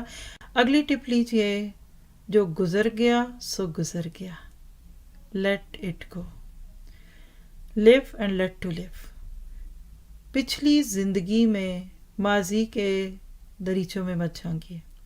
اب دیکھیے گاڑی میں فرنٹ مرر بہت بڑا ہوتا ہے جس میں سے ڈرائیور دیکھتا ہے، ونڈ سکرین بھی کہتے ہیں، جبکہ ایک بیک مرر ہوتا ہے، ریئر مرر بھی کہتے ہیں، ریئر مرر زبان لٹک رہی ہے، ریئر مرر بھی کہتے ہیں. کتنا چھوٹا سا ہوتا ہے، بس وہ مثال اس کے کوڈ میں لکھ لیجئے.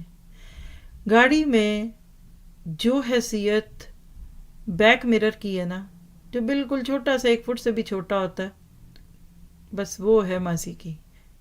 اور آگے مستقبل جو آ رہا ہے وہ ہے ونڈ اسکرین. تو جو گزر گیا سو گزر گیا. ماضی میں جینا، اس کے غموں اور المیوں کو یاد کرتے رہنا اور ان پر رنج کرنا بیوقوفی اور حماقت ہے. یاد رکھیے اس ارادے بوجھل ہو جاتے ہیں، مزحمل ہو جاتے ہیں، اور موجودہ زندگی گندی اور بوجھل یعنی مقدر ہو جاتی ہے. عقل مند لوگ یعنی حکماں کہتے ہیں کہ ماضی کی فائل لپیٹ کر رکھ دی جائے، اسے کھولا نہ جانا چاہیے بلکہ ہمیشہ کے لیے بھلا دینا چاہیے. اسے کسی دربے میں ڈال کر بند کر دیا جائے، کیونکہ جو گزر گیا سو گزر گیا. نہ اس کی یاد اسے لوٹائے گی، نہ کوئی غم نہ رنج و فکر اسے زندہ کر سکتی ہے. جی، کیونکہ ماضی کا مطلب کیا ہے؟ دیکھیے، ماضا یمیز و میزن ہوتا ہے. آج یہ بھی سمجھ کے جائیے گا. ایک ہوتا ہے ماضی، ایک ہوتا ہے حال، ایک ہوتا ہے مضارع. ابھی ہم تینوں چیزیں پڑھنے لگے ہیں آگے جا کر. ہاں، ماضی کا مطلب ہے عدم، گزر گیا. ماضی پرستی کے مرض میں مبتلا مت رہیے. جو گزر ماضا کے لفظ کا معنی ہوتا ہے گزر گیا. مدد کا لفظ قرآن میں آتا ہے، مدد سنت الاولین. وہ تا مؤنث کی ہے، مدد ہے. جن اسٹوڈنٹ کو سمجھ آ گیا وہ تو خوش ہو گئے ہوں گے کہ آج پتہ چل گیا یہ مدد کیا ہے. تو ماضی میں جینا ماضی پرستی ہے، اس کو پوجنا ہے. جو چھوٹ گیا اس کی پرچھائیوں سے پیچھا چھڑائیے. ایک خواب تھا، دکھایا گیا، گزر گیا. ماضی کے حادثات کو بس یہ جملہ دیجئے، ایک خواب تھا سو گزر گیا سو گزر گیا.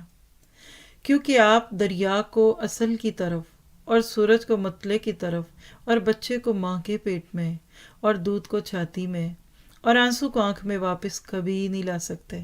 ابھی ریویژن میں کچھ لفظ بولیں گے، دوبارہ سمجھیں گے آپ. کوئی کسی چیز کو اس کے بیک پہ نہیں لے جا سکتا. آپ واپس جا سکتے ہیں بچپن کی طرف، اپنے آپ کو لے جا سکتے ہیں. تو یاد رکھیے، اسی طرح ماضی کے سائے میں رہنا، اسے یاد کرتے رہنا، اس کی آگ میں جلنا ایک افسوسناک اور المناک اور معروب کن بات ہے. بڑا مزہ آتا ہے لوگوں کو ماضی میں جینے کا. ماضی کی کتاب پڑھنے سے حاضر کی بربادی ہوگی اور وقت کا ضیاع ہوگا. تو ایک ٹائم ویسٹر لکھ لیجئے، ماضی کی کتاب پڑھتے رہنا. دیکھیے کتنا نہ سمجھ ہے تو 3 دن پرانا اخبار پڑھ رہا ہے اور ہمیشہ کہتا ہے مجھے پرانے اخبار ہی لا دو، وہ سستے ملتے ہیں. تو کیا فائدہ ان خبروں کا جو پرانی ہو کیا بدل ہی چکی. کچھ لوگ زندگی میں ایسے ہی کرتے ہیں. اللہ تعالیٰ نے قرآن پاک میں گزشتہ اقوام کا اور ان کے کاموں کا تذکرہ کیا ہے، اور کیا کہا؟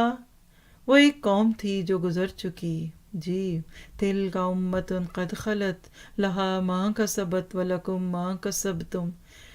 اگر آپ جان گئے نا کہ کسی پارے کا آخری حصہ ہے تو بس میرا دل کھل گیا آپ کے اسٹوڈنٹ ہونے پہ، ماشاءاللہ.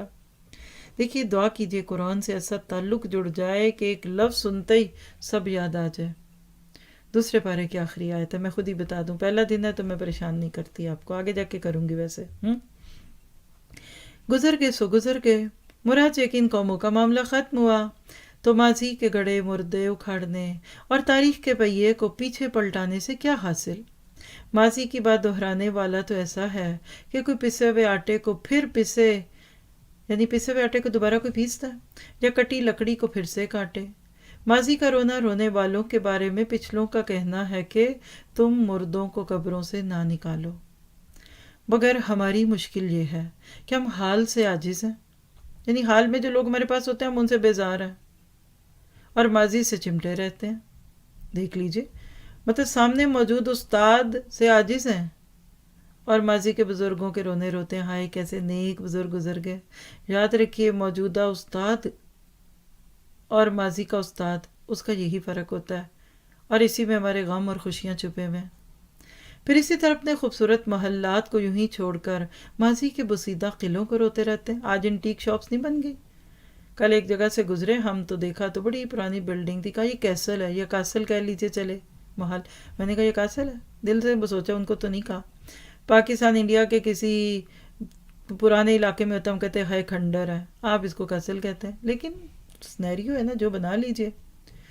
حالانکہ ماضی کو واپس لانے پر تو جن و انس جمع ہو کر بھی قادر نہیں ہو سکتے. لوگ پیچھے کی طرف نہیں دیکھتے. ہوا آگے کو چلتی ہے، پانی آگے کو بہتا ہے، کارواں آگے چلتے ہیں. یہ سنت حیات ہے، آپ اس کی مخالفت نہ کریں. تو کیا سیکھا؟ ماضی میں نہیں جینا. کیوں؟ ماضی چلا گیا. دیکھیے، جو چلی گئی چیز تو چلی گئی. تو ماضی کے تلخ واقعات کو بھلا کر ایک نئی زندگی شروع کریں. ریویژن کرواتی ہوں، خلاصہ ہے ساری بات کا. ماضی پرستی چھوڑ دیجیے. آپ کہیں گے آج پتہ چلا یہ بھی ایک بت ہے. جی، جو گیا سو گیا. ماضی نہ اپنے آپ کو ناکام کرنا ہے، اور گیا وقت کبھی ہاتھ نہیں آتا. ہوا آگے کو چلتی ہے، آپ بھی آگے چلیے. پانی آگے بہتا ہے، آپ بھی آگے بہیے. اور وہ کہتے ہیں نا کہ یاد ماضی عذاب ہے یا رب، چھین لے مجھ سے حافظہ میرا. بعض لوگ تو پیچھے ہی جیتے ہیں. کریں کیا پھر؟ بس آپ کہتے ہیں کہ سسرال میں جا کر میکے کی یادیں نہیں رکھنی چاہیے، جوان ہونے پہ بچپن کی باتیں یاد نہیں رکھنی چاہیے. پوچھتے ہیں نا، تو آپ کو بھی حق ہے، پوچھیے. میں خود ہی جواب دے دیتی ہوں. ماضی کے ساتھ کیا کریں؟ لکھیے ماضی سے سبق حاصل کیجیے. ماضی کے تلخ واقعات میں بسیرا کرنے کی بجائے ان سے سبق لے کر آگے بڑھ جانا ہی کامیابی ہے. دیکھیے، ماضی میں کی گئی کسی بھی غلطی یا بھول سے سبق لینا عین عقل مندی ہے. انسان اپنی غلطیوں سے ہی سیکھتا ہے. اگر کوئی انسان غلطی ہی نہ کرے تو اس کے سیکھنے کی رفتار کم ہو جاتی ہے. تو جیم لکھیے، ماضی کی غلطیوں کو استاد بنا لیجئے اور ان سے سبق لیجئے. کریں کیا؟ ماضی کی بجائے مستقبل پر نظر رکھیے تو آپ عقل مند ہوں گے. زندگی کی کتاب پڑھ کر صرف وہی لوگ کامیاب ہوتے ہیں جن کی نظر اگلے باب پر ہوتی ہے، جیسے کہ اب ہماری نظر اگلی ٹپ پہ ہے. تو روشن مستقبل کی ضمانت ماضی سے نکل کر حال میں آ جائے. ہمیشہ آگے دیکھیے، اللہ نے آپ کو مجھے بڑی قیمتی زندگی دی ہے، اس کو ماضی میں الجھ کر خراب نہیں کرنا. اور بعض تو پچھلے ہی گن گاتے رہتے ہیں اور آنے موجودہ لوگوں کی ناقدری کرتے رہتے ہیں. اور اسی طرح یاد رکھیے، یاد کے قابل اگر بات ہے تو وہ ایک ہے، اللہ پر بھروسہ رکھیے.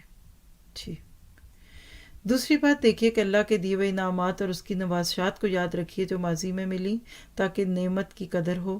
دل میں اور عاجزی ہے کہ اللہ پہلے بھی آپ نے اتنا دیا، اب بھی دے رہے ہیں. یعنی ماضی کی نعمتوں کو بھی نہ بھولیں، یہ مراد ہے. اور اسی طرح سے یاد کے قابل رب کی ذات ہے. یاد رکھنا ہے تو اچھے اعمال کو یاد رکھیے تاکہ ان کو دہراتے رہیں اور نیکیاں ہوتی رہیں. اور ایک بات یاد رکھیے، ماضی کے تجربات کو دہرانا نہیں ہے جن کی وجہ سے نقصان ہوا. اللہ کے نبی کی حدیث نوٹ کیجیے گا، ابو ہریرہ کی روایت. ابو ہریرہ راوی ہیں، ابن ماجہ میں 3982 نمبر کی روایت ہے، لا یلدغ مومن من ہجر واحد، مومن ایک سوراخ سے 2 بار نہیں ڈسا جاتا. تو یاد رکھیے تو اللہ کو، ذکر سے تر رکھیے تو اللہ کو. سیکھا یہی ہے کہ آگے چلنا ہے. ماضی کو ماضی میں چھوڑ دیجئے، ورنہ وہ حال بھی خراب کرتا ہے اور مستقبل بھی. ہمارا ماضی سیکھنے کی جگہ ہے، گھر بنا کر رہنے کی جگہ نہیں. تو پھر اگلی ٹپ لیجئے اور وہ ہے آج پر نظر رکھیں. جی، آج، ٹوڈے، الآن. بس آپ کے میرے ہاتھ میں آج ہے. ماضی چلا گیا، اختیار نہیں. مستقبل آیا نہیں، پتہ نہیں آنا بھی ہے کہ نہیں. تو کیا کیجئے؟ صبح ہو جائے تو شام کا انتظار نہ کریں. اللہ کے نبی نے یہ نصیحت کی تھی ایک صحابی کو کہ تیری زندگی میں صبح ہو جائے تو شام کا انتظار نہ کر، اور سو آن. بس آج اور ابھی پر نظر رکھیں، نہ کل پر جو اچھا برا گزر چکا، اور نہ آئندہ پر جو بھی آیا ہی نہیں. آپ کی میری عمر تو بس ایک ہی دن ہے، اور اسی دن کا سورج آپ کو ملا ہے. اسی لیے دل میں سوچئے کہ بس آج ہی تو جینا ہے. گویا آج ہی آپ پیدا ہوئے ہیں اور آج ہی مر جائیں گے. سوچئے اگر ہماری زندگی ایک ہی دن کی ہوتی تو اس صورت میں کیا ہم پیچھے دیکھتے؟ نہیں. آپ کی زندگی ماضی کے سایوں اور تفکرات اور مستقبل کی امیدوں اور توقعات کے بیچ لٹکی نہ رہے گی. آپ اپنی ساری توجہ، ساری صلاحیتیں، ساری خلاقیت اور ذہانت صرف آج پر لگا دیں گے. آج کی آپ کی نماز خشوع اور خضوع والی ہو. لکھیے، یہ کرنا ہے آج آپ نے. میں نے نماز پڑھیں تو خشوع اور خضوع سے، اللہ توفیق بھی دے ہمیں. تلاوت کریں تو تدبر کے ساتھ، اور جانکاری حاصل کریں تو تأمل کے ساتھ. یہ کیا ہوتی ہے؟ جی، محنت کرنا سیکھیں. جان لگانی ہے تو آج کے لیے لگا دیجئے. ذکر کریں تو جی لگا کر کریں. معاملات رکھیں تو توازن کے ساتھ نبھائیے. اپنے اس دن کے کام کو بہترین طریقے سے تقسیم کریں، یعنی ٹائم مینجمنٹ آج کی لائف سے بہت اچھی رکھیے. اور ایک جملہ جو آپ کو بہت فائدہ دے گا، نوٹ کیجئے، اس کے منٹوں کو سال سمجھیں اور اس کے سیکنڈوں کو مہینوں کے برابر خیال کریں. جی، یہ ہے آج کی قدردانی. خیر کے بیج بوئیں، احسان کریں، گناہوں سے توبہ کریں، اللہ کو یاد کریں اور سامان سفر تیار کرتے رہیں۔ اسی طور پر آپ کا دن فرخاؤں یا شاداں گزرے گا، خوش رہیں گے آپ، اور اسی میں امن چین حاصل ہوگا۔ آپ اپنی روزی روزگار، اپنے بیوی بچوں، گھر، علم اور معیار زندگی سے خوش رہیں گے، یعنی جس پہ جو بھی فٹ ہوتا ہے۔ اور نہ بات سمجھ آئے تو اللہ کا یہ بہت ہی پیارا سا وعدہ ہے جو سورۃ الاعراف کی آیت 144 میں ہے، فَخُذْ مَا آتَيْتُكَ وَكُن مِّنَ الشَّاكِرِينَ، جو میں نے تجھے دیا اسے لے اور شکر بجا لانے والوں میں سے ہو جا۔ آپ کا یہ دن رنج و غم، گھبراہٹ اور لڑکھڑاہٹ اور کینے کپٹ اور بغض اور حسد سے خالی گزرے۔ یہ بھی لکھیے آج کے لیے، دل کو ہر گندے جذبے سے خالی کرنا ہے۔ اپنے دل کی تختی پر ایک ہی عبارت لکھ لیجئے، آج، آج اور آج، ٹوڈے، ٹوڈے اور ٹوڈے، الان، الان، الان۔ جی، آج آپ کو اچھی گرم اور لذیذ روٹی مل گئی ہے تو کل کی سرد اور روکھی سوکھی روٹی یا آئندہ کی روٹی سے آپ کو کوئی نقصان نہ ہوگا۔ کھا لیے نا، کل آ جائے گا تو کل روٹی بھی آ جائے گی، فکر کیوں کرتے ہیں؟ ہم کل میں جیتے ہیں اور اسی لیے روتے ہیں۔ جب آج ٹھنڈا پانی اور میٹھا پانی پی لیا تو کیوں غم کریں کہ کل پتہ نہیں نمکین نہ ملے، کھاری نہ ملے، اور آئندہ کے گرم سڑے پانی پر غم نہ منائیے۔ اور اگر آج آپ عزم اور مصمم اور فولادی ارادوں کے مالک ہیں نا، یعنی یو آر آئرن وومن، کہہ لیجیے آئرن نروز ہے نا آپ کی، تو اپنے آپ کو اس نظریے کا عادی بنا دیں۔ کیا؟ ایک جملہ خود کو کہیے جا کر، میں بس آج ہی زندہ رہوں گی اور رہوں گا۔ تب آپ دن کا ایک ایک لمحہ اپنے آپ کو سنوارنے اور بنانے کے لیے گزاریں گے، اپنی صلاحیتوں کو بڑھانے اور کام کو آگے بڑھانے کے لیے استعمال کریں گے۔ اس وقت آپ کہیں گے، آج کے لیے میں اپنی زبان کی تہذیب کروں گی اور کروں گا، یعنی زبان کو مہذب انداز سے استعمال کروں گا، کوئی فحش بات، گالی اور غیبت نہیں کروں گا۔ آج کے لیے اپنا گھر آفس مرتب کروں گا، نہ کوئی بے ترتیبی ہوگی میرے گھر میں اور آفس میں، نہ بد نظمی ہوگی، بلکہ نظام اور ترتیب ہوگا۔ یعنی اپنے آج کی قدر کیجیے۔ ہم کہتے ہیں ایک ہی تو دن ایسے ہی گزار لیں، اور گندگی تو ہمیں دکھتی بھی نہیں، ہم کہتے ہیں چھوڑو نا، یہ کوئی گند ہے، یہ تو کپڑے ہیں، یہ کوئی گند ہے، بس یہ تو مٹی ہی مٹی ہے۔ تو آج کے لیے میں اپنے جسم کی صفائی ستھرائی کروں گی، ظاہر کی تعریفوں کے ساتھ وضع قطع پر توجہ دوں گی، اپنی چال، حرکات اور بات چیت میں توازن پیدا کروں گی۔ آج اپنے رب کی اطاعت کروں گا، نماز صحیح ڈھنگ سے پڑھوں گا، قرآن پاک کی تلاوت کروں گا، کتابیں دیکھوں گا، مطالعہ کروں گا، چونکہ صرف آج ہی تو جینا ہے، اس لیے اپنے دل میں فضائل کا پودا لگاؤں گا، شر اور مکرور اور حسد، غرور، بدظنی اور برائیوں کی تمام جڑیں کاٹ کر پھینک دوں گا۔ فقط آج ہی زندگی گزاروں گا، اسی لیے دوسروں کو فائدہ پہنچاؤں گا اور ان کے ساتھ احسان اور سلوک کروں گا۔ مریض کی عادت کروں گا آج اگر ممکن ہوا۔ خود سے نیت کیجئے، جنازے کے ساتھ چلوں گا، گم کردہ راہ کی رہنمائی کروں گا، بھوکے کو کھانا کھلاؤں گا، مصیبت زدہ کی تکلیف دور کروں گا، مظلوم کے ساتھ کھڑا ہوں گا اور کمزور کے لیے سفارش کروں گا، اور غم زدہ کی غم گساری کروں گا۔ عالم کا اکرام کروں گا، یعنی علم والے کی عزت کروں گا، اور کمزور پر رحم کروں گا اور بڑوں کی عزت کروں گا۔ آج ہی مجھے رہنا ہے، اس لیے اے ماضی، یعنی اپنے ماضی کو اب خدا حافظ کہہ دیں، اے ماضی جا، اپنے سورج کی طرح ڈوب جا، یعنی جب سورج ڈوب گیا یسٹرڈے کا تو بھی ڈوب جا۔ میں ہرگز تجھ سے نہ روؤں گا، میں ہرگز تجھ پر نہ روؤں گا، میں تجھے پل بھر کے لیے بھی یاد نہ کروں گا، کیونکہ تو جا چکا، ہم سے دور ہو گیا، اب کبھی واپس نہ آئے گا، اور اے مستقبل تو ابھی عالم غیب میں ہے۔ میں خواب و خیال کا اپنے آپ کو عادی نہ بناؤں گا، جو چیز ابھی پیدا نہیں ہوئی اس کے پیچھے کیوں پڑوں۔ دیکھیں نا، کوئی کہے وہ بچہ جب بھی پیدا ہی نہیں ہوا، غم کرے ہائے وہ بیمار نہ ہو جائے، بھئی پیدا تو ہونے دیجیے، اس کی بیماریوں کے بھی غم کر لیں گے، تو یہ مراد ہے، کیونکہ کل تو کوئی چیز ہی نہیں، اس کا بھی وجود ہی نہیں۔ اے انسان، آج کا دن ہی خوش بختی کی لغت یعنی ڈکشنری میں سب سے اچھا کلمہ ہے۔ اس کا خیال کرنے والا ہی زندگی کی رعنائیوں اور شادمانیوں سے بہرور ہو سکتا ہے۔ تو پھر کیا سیکھا؟ دہرائی کر لیں، آج پر نظر رکھیں، آج، آج ساری امیدیں آج سے، ساری توقعات آج سے. اپنے آپ کو کہیے کہ میں صرف آج کے لیے پیدا ہوئی ہوں اور آج ہی مر جاؤں گی. اور کیا کیجئے؟ نئی سوچ لیجئے، ایک نیا آج پیدا کیجئے. فخذ ما آتیتک وکن من الشاکرین. اللہ کی جو نعمتیں آج ہیں ان کو لیتے جائیے اور شکر کیجئے. جو نہیں ملی دیکھی جائیں گی، مل جائیں گی. جو پہلے مل گئی تھی اب نہیں ہے، اس کو چھوڑ دیجئے. تو آج کے نعمت بھرے دن پر شکر کیجئے. دل کو ہر گندی چیز سے پاک کیجئے. پرے کیجئے، فیتھ پہ پختگی رکھیے اور اللہ کے راستے میں جمے رہیے. 3 چیزیں آپ کی زندگی کا خلاصہ بن جائیں تو انشاءاللہ فائدہ ہوگا. پھر خود کو کہیے میں آج ہی زندہ رہوں گی.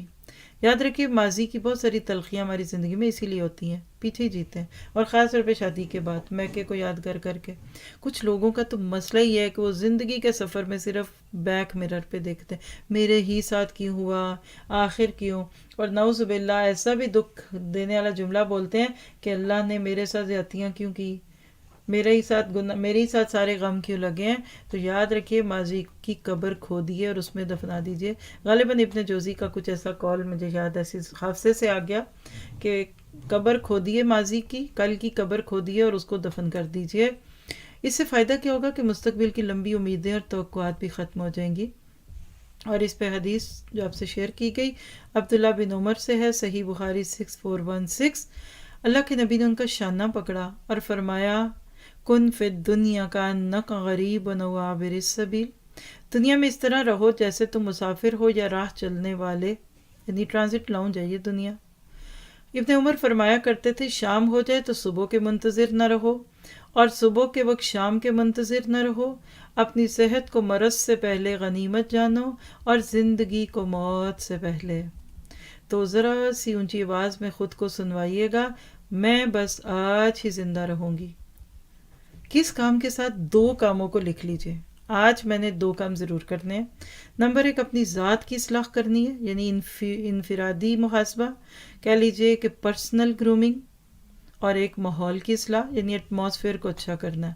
ذاتی اصلاح کا ایجنڈا کیا ہے؟ پہلی بات یاد الہی کی کثرت کروں گی، گناہوں سے توبہ کروں گی، زبان کی حفاظت کروں گی، جسمانی صفائی کا خیال رکھوں گی، ظاہری وقار کے ساتھ جیوں گی. لیٹ ڈاؤن نہیں کرنا خود کو، کسی کے آگے چھوٹے نہیں بننا. اور ماحول کی اصلاح میں کیسے کروں گی؟ بکھرے کام سنواروں گی، اپنے گھر یا آفس کو ترتیب دوں گی، دوسروں کو خیر دوں گی، ماحول کو بہتر بناؤں گی، صلاحیتوں کا مثبت استعمال کروں گی. اور سب سے بڑی بات، تیسرا کام معاملات کی اصلاح کروں گی. کس سے معاملات؟ لوگوں سے حسن سلوک، مریضوں کی عیادت، گمراہ کی رہنمائی کروں گی، مظلوم کی داد رسی کروں گی، کمزوروں پہ رحم کروں گی اور غم زدہ کی غم گساری کروں گی.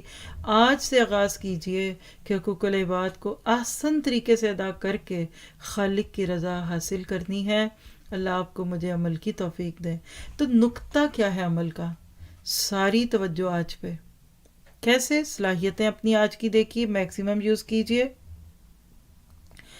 ذہانت دیکھیے، خلاقیت دیکھیے، آج پہ لگائیے. دیکھیے سلائیڈز اس لیے تیز دکھ رہی ہیں آپ کو کہ یہ ریکیپ ہے، ٹھیک ہے؟ آپ خود لکھنے کی کوشش کیجئے.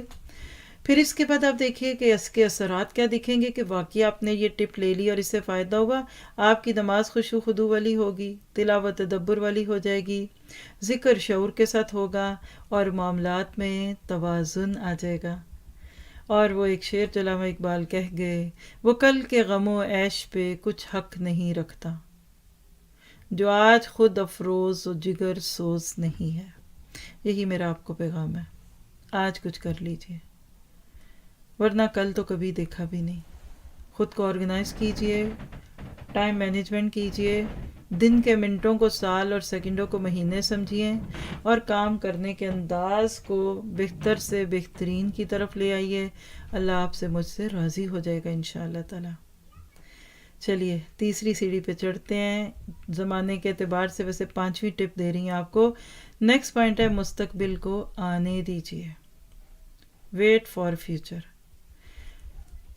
اللہ تعالیٰ کیا فرماتے ہیں؟ اتی امر اللہ فلا تستعجلوا، سورۃ نحل کی پہلی آیت ہے. اللہ کا حکم ہو کر رہے گا، اس کی جلدی نہ مچاؤ. مستقبل کے بارے میں اندازے نہ لگائیں. وضع حمل اپنے وقت پر ہی ہوگا، یعنی بیبی ڈیلیور اپنے وقت پہ ہوگا. جلدی کیوں چاہتے ہیں؟ آج دیکھیں جلد بازی میں کتنے آرٹیفیشل طریقے نکل آئے. پھل کو پکنے سے پہلے کیوں توڑنا چاہتے ہیں؟ کل ایک مفقود شے ہے، یہ جملہ نوٹ کیجئے، مفقود کہتے ہیں جو بھی ہے ہی نہیں، فقدہ. جس بات کے بارے میں سوچ سوچ کر اپنے آپ کو ہلکان کیوں کریں، جب کہ ابھی ہمیں معلوم ہی نہیں کہ وہ آئے گا بھی کہ نہیں اور خوشکن ہوگا یا نہیں. اہم یہ ہے کہ وہ ابھی عالم غیب میں ہے، عالم وجود میں نہیں آیا، تو ہم پہلے ہی سے اس کو لانے کی یا پانے کی کوشش کیوں کریں، جبکہ ممکن ہے کہ ہم اس تک پہنچے یا نہ پہنچے. مستقبل کے بارے میں ذہنی لڑائی لڑنا، غیب کی کتاب کھول کر اس میں متوقع پریشانیوں پر کراہنا شرعاً اس لیے ناپسندیدہ ہے کہ وہ خواہشات کا لامتناہی سلسلہ ہے، اور عقلاً اس لیے مذموم ہے کہ وہ سائے سے کشتی لڑنا ہے. بہت سے لوگ دنیا کے مستقبل کو تاریک، بھوک، پیاس، بیماریوں اور مصیبتوں سے بھرا سمجھتے ہیں. یاد رکھیے یہ سب شیطانی وسوسے ہیں. اللہ تعالیٰ فرماتے ہیں سورہ بقرہ 268 میں، شیطان تمہیں فقر کا خوف دلاتا ہے اور برائی کا حکم دیتا ہے، اور اللہ تعالیٰ اپنی مغفرت اور فضل کا وعدہ کرتا ہے. سبحان اللہ. کتنے لوگ ہیں جو یہ سوچ کر روتے ہیں کہ کل وہ بھوکے رہیں گے، 1 سال بعد بیمار ہو جائیں گے، اور 100 سال بعد دنیا ہی ختم ہو جائے گی. حالانکہ جب عمر دوسرے کے اختیار میں ہے تو پھر وہ انہونی کے بارے میں کیوں سوچے؟ سوچئے نا. جب کہ نہیں معلوم کہ کب مرے گا تو غیر موجود چیز کے سلسلے میں مضطرب کیوں رہیں؟ بعض لوگ موت کے اندیشوں میں نہیں آج کل خوفزدہ. کرونا وائرس کا اندیشہ کتنے لوگوں کو ڈپریشن میں لے جا چکا ہے کہ ہم مر ہی نہ جائیں. بھئی جب آپ کے میرے اختیار میں نہیں تو پھر فکر مند کرتے کیوں خود کو؟ کل کو آنے دیجئے، اس کی خبروں اور جلغاروں کے سلسلے میں پوچھ تاچھ مت کیجئے. آپ کو آج سے فرصت کہاں؟ بڑی تعجب کی بات ہے، لوگ کل کے تفکرات کو نقد لے رہے ہیں. کس دن اسے ادا کریں گے؟ اس دن جس کا سورج بھی ابھی نہیں نکلا، تو لہٰذا لمبی امیدوں سے دور رہیے. کیا سیکھا؟ کل کا فکر چھوڑ دیجئے، آج میں رہیے، مستقبل آنے دیجئے، جب آئے گا تو ہوگا. دیکھیے میں اس کو تھوڑا سا بریف کر دوں آپ کو. عموماً ہمارے اندیشے اور حزن اور غم اور فیئرز آگے ہوتے ہیں. بچے بڑے ہو رہے ہیں، ان کی شادیاں کہاں ہوں گی، ہائے گھر چھوٹا ہے، ہائے میاں کی جاب نہ چلی جائے، ہائے کرونا وائرس کے لاک ڈاؤن میں بزنس نہ ٹھپ ہو جائے. آنے دیجئے، لیٹ اٹ کم، ویلکم کیجئے آنے کو. جب آئے گا دیکھی جائے گی، ہم ہوں گے تو کچھ کر لیں گے، نہیں ہوگا تو نہیں ہوگا. تو دیکھیے جیسے ہم فطرت کے اصول میں پھلوں کو وقت سے پہلے توڑیں گے تو کھٹے ہوں گے نا، بچے کو وقت سے پہلے لے آئیں گے تو وہ ایک اب نارمل بیبی ہوگا. اسی طرح وہ کل جو بھی آیا ہی نہیں، اس کو سوچ کر آپ اور میں کیوں پریشان ہوتے ہیں. مت سوچیے زیادہ، مستقبل کے بارے میں اندازے نہ لگائیں. آپ دیکھیں 3 خدشے ہمیشہ رہتے ہیں مستقبل کے بارے میں. پہلا خدشہ کیا ہوتا ہے؟ کیا معلوم وہ اچھا ہوگا کہ برا. پھر دوسرا خدشہ ہوتا ہے کیا معلوم وہ ہوگا بھی کہ نہیں. اور تیسرا یہ کیا معلوم ہم ہوں گے بھی کہ نہیں. تو بس پھر یہاں اللہ کا حکم سن لیجیے، اتی امر اللہ فلا تستعجلوا. دیکھیے کتنا اللہ نے احسان کیا آپ کے میرے اوپر، کل کو چھپا کر. کل جو ہوگا، مثلا دیکھیے کسی کے بچہ پیدا ہو، آپ دیکھتے ہیں کہ وہ بچہ جوان ہوا، بڑا 20 سال کی عمر میں اس کی شادی ہوئی، گھر سے نکلے، حادثہ ہوا، حادثے میں دلہا فوت ہو گیا. مثال دیتے ہیں، ورسٹ سینیریو، اللہ نہ کرے کسی کے ساتھ بھی ایسا ہو. اب اکلوتا بیٹا اور ایسی حادثے کا شکار ہوا، ہائے میرے ساتھ کیوں ہوا، روئے دھوئے، 1 دن 2 دن 4 دن صبر آ جائے گا.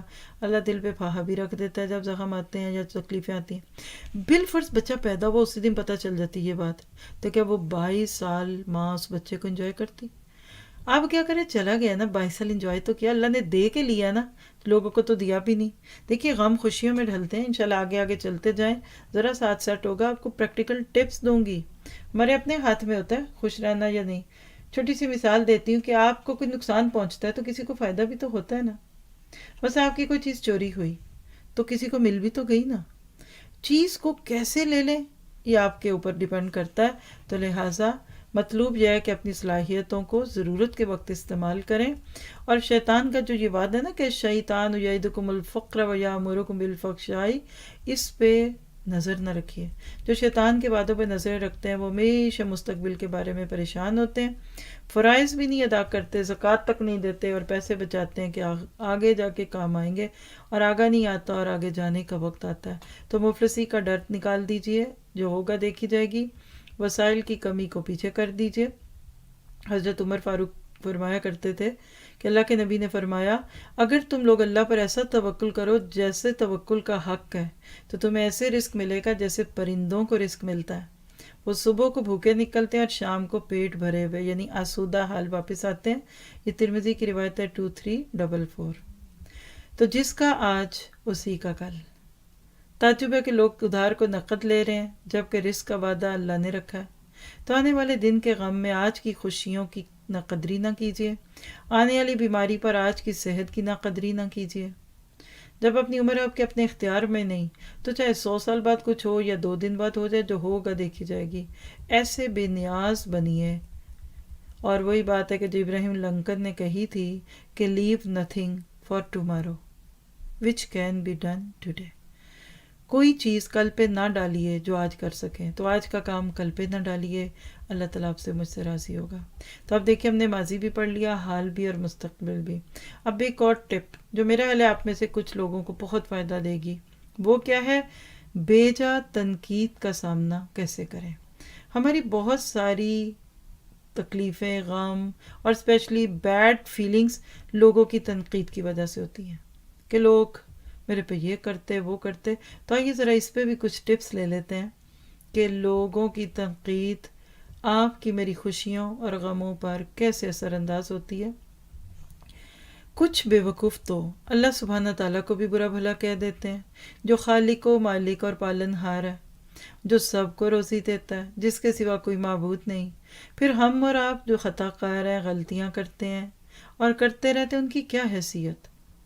ہمیں تو لوگوں کی بے جا برائی اور تنقید کا سامنا کرنا ہی پڑے گا، یعنی خود کو کہیں کہ میرے میں تو اتنی کمی ہے کہ لوگ تنقید نہ کریں گے تو اور کیا کریں گے۔ میں اپنے پر لیتی ہوں، میرے پڑھانے کے انداز میں کیا ہے، اتنی جلدی بولتی ہوں، تنقید نہیں کریں گے اور کیا کریں گے۔ اور کبھی کبھی اتنا آہستہ بولتی ہوں کہ لوگ بیچارے سو ہی جاتے ہیں، تو پھر تنقید تو ہوگی۔ یہ سوچ رکھیے، ہمیں برباد کرنے کے منصوبے بنیں گے، جان بوجھ کر اہانت کی جائے گی۔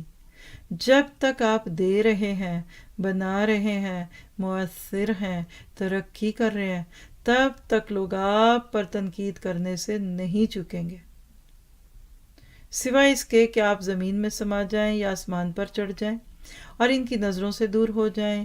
جب تک آپ ان کے بیچ ہیں، آپ کو اذیت پہنچتی رہے گی، آنسو نکلیں گے، نیند اڑے گی۔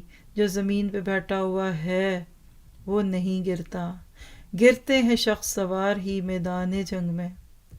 لوگ آپ پر اسی لیے تو ناراض ہوتے ہیں نا کہ آپ علم، صلاحیت، اخلاق اور مال میں ان سے بڑھ گئے ہیں۔ وہ آپ کو معاف کر ہی نہیں سکتے جب تک آپ کی صلاحیتیں ختم نہ ہو جائیں اور اللہ کی نعمتیں آپ سے چھین نہ جائیں، آپ ساری اچھائیاں اور خوبیوں سے تہی دامن نہ ہو جائیں، گندے اور کن ذہن بیکار اور صفر ہو کر نہ رہ جائیں۔ یہی وہ چاہتے ہیں۔ لہٰذا آپ کو ان کی بیجا تنقید، ناروا باتوں اور تحقیر کو برداشت کرنا ہوگا۔ کیا کریں؟ احد پہاڑ کی طرح جم جائیں، ایسی چٹان بن جائیں جس پر اولے برستے ہیں۔ جب اولے پڑتے ہیں نا تو ٹوٹ کر بکھر جاتے ہیں، چٹان اپنی جگہ جمی رہتی ہے۔ اگر آپ نے لوگوں کی تنقید کو اہمیت دے دی تو آپ کی زندگی خراب ہو جائے گی اور ان کی منہ مانگی مراد پوری ہو جائے گی۔ تو بہتر طور پر درگزر کیجیے، ان سے اعراض کیجیے اور ان کی باتوں میں نہ آئیے۔ آپ کی فضول برائی سے یعنی آپ اکثر پھر دوسروں کی برائی کرنے لگتے ہیں نا، وہ کر رہے ہیں نا آپ کی، یعنی وہ آپ کی فضول برائی کرتے ہیں نا، تو آپ کا درجہ بلند ہوگا۔ آپ جتنا بھی آپ کا وزن ہوگا اتنا ہی ہنگامہ اور شور و شغف آپ کے خلاف ہوگا۔ آپ کس کس کے منہ کو بند کریں گے؟ لیکن اگر ان سے صرف نظر کریں، لک اوور، جسٹ پیچھے کر دیجئے، ان کے حال پر چھوڑ دیں گے تو آپ ان کی تنقیدوں سے بچ سکتے ہیں۔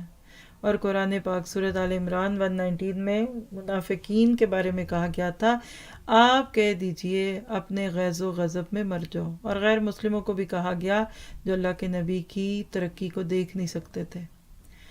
یہی نہیں بلکہ آپ فضائل و محاسن میں اور اضافہ کر کے اپنی خوبیوں کو دور کر کے ان کی زبانوں میں تالا ڈال سکتے ہیں. یعنی جو تنقید کرتے ہیں نا، آپ ان کو اور اچھا بن کے دکھائیں کہ لوگ پھر اب میں اپنی غلط چیزیں بھی دور کر کے دکھاتی ہوں کہ میں کیا کر سکتی ہوں. ہاں، اگر آپ یہ چاہیں گے کہ دنیا کے نزدیک تمام عیوب سے بری ہو جائیں، یعنی کوئی عیب نہ لگے اور سبھی لوگوں میں آپ مقبول ہو جائیں، تو یہ ناممکن کی آرزو ہے اور دور کی امید ہے. تو بات سمجھ گئے ہیں، بہت ہی آسان بات تھی. اللہ سمجھا دے تو بہت ہی آسانی ہے. تنقید کے لیے تیار ہے. دیکھیے ہم نے اس میں جو سیکھا ہے نا، جو اچھا کام کرے گا اس پہ تنقید ہوگی. اور چند جملے میں بھی بول دوں، پبلک پراپرٹی بنیں گے آپ. لوگ آپ کو دوربینیں لگا لگا کر چیک کریں گے، اندر سے باہر سے. اور دوسروں کی بات کریں نا، وہ دیکھے دنیا دار، کہتے ہیں وہ تو دنیا دار ہے نا، ان کو بیچاروں کو تو پتہ ہی، وہ تو اتنے بولے ہیں. ایسے ہی شمیز پہن کے باہر آ جاتی ہیں، پتہ ہی نہیں چلتا اوپر شرٹ بھی پہننی تھی، بولی ہے نا. اور دیندار ذرا دیکھیے کیا کرتے، اسکارف میں 4 بال دکھ رہے تھے. یہ سوچ ہوتی ہے. تو یاد رکھیے، کچھ لوگوں کی جاب ہے کہ وہ آپ کا دل توڑیں. بلیو می، لوگ آپ کو دکھی کریں گے، آپ نے نہیں ہونا.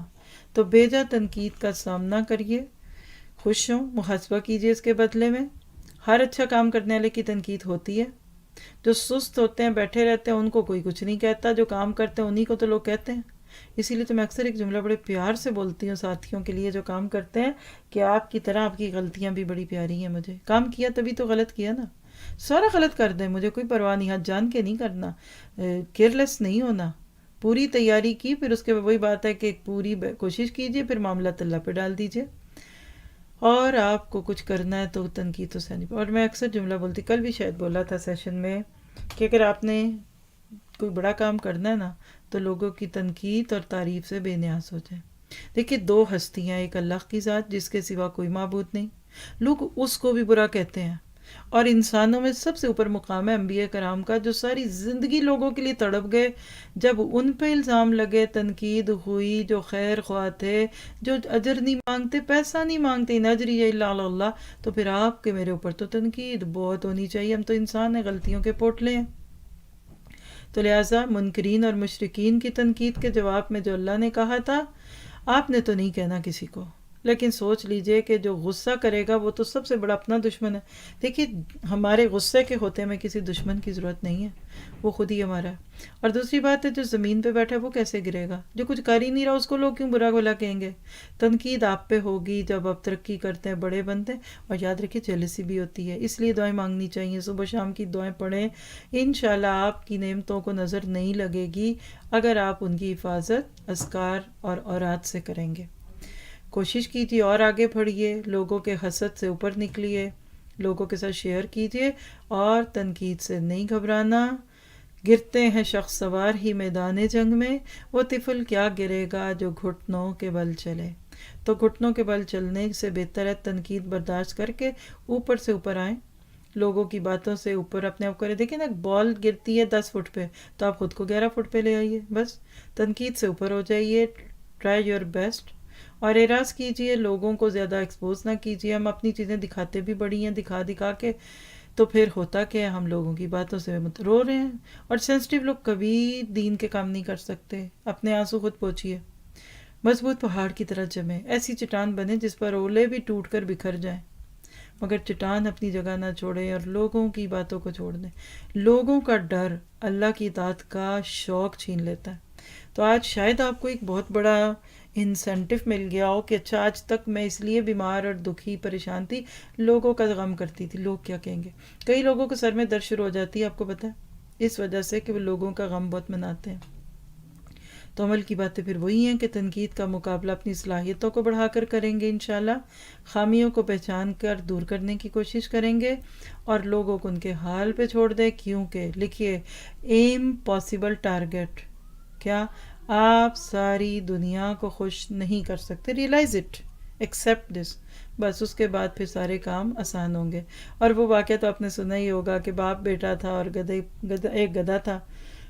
باپ نے بیٹے سے کہا تم سوار ہو جاؤ، تو لوگوں نے بیٹے کو باتیں شروع کر دی، ہائے بوڑھا باپ چل رہا ہے تو یہ جو ہے بڑا ہوا ہے. بیٹے نے اٹھا کر باپ کو چڑھا دیا، تو آگے گئے تو لوگوں نے باپ کو برا بلا، ہائے معصوم بچہ پیدل ہے اور جوان کھاتا پیتا بوڑھا باپ، بڑا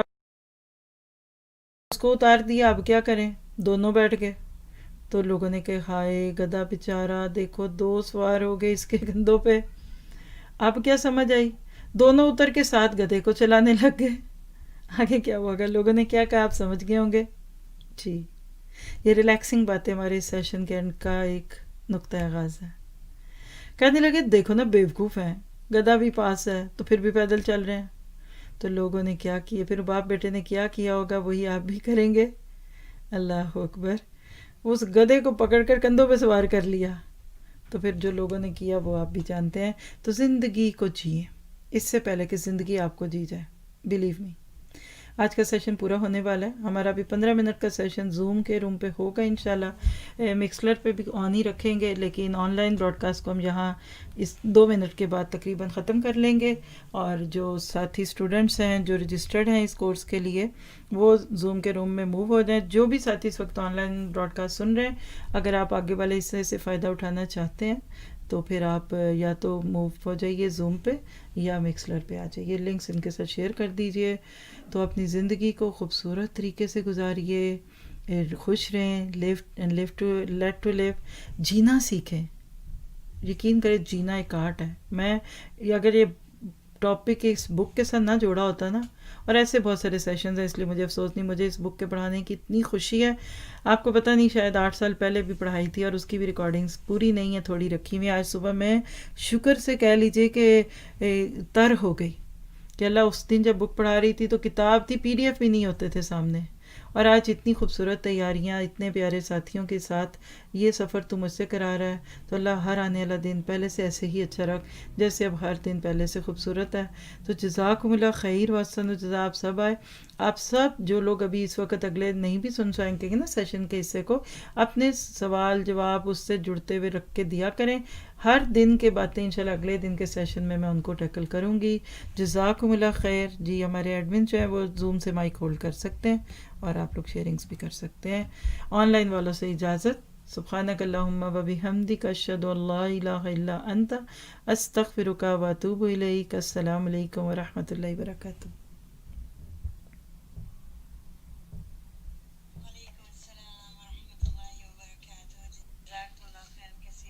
اور ایک چھوٹی سی چیز، شاید ابھی 1 منٹ مجھے دیجیے گا.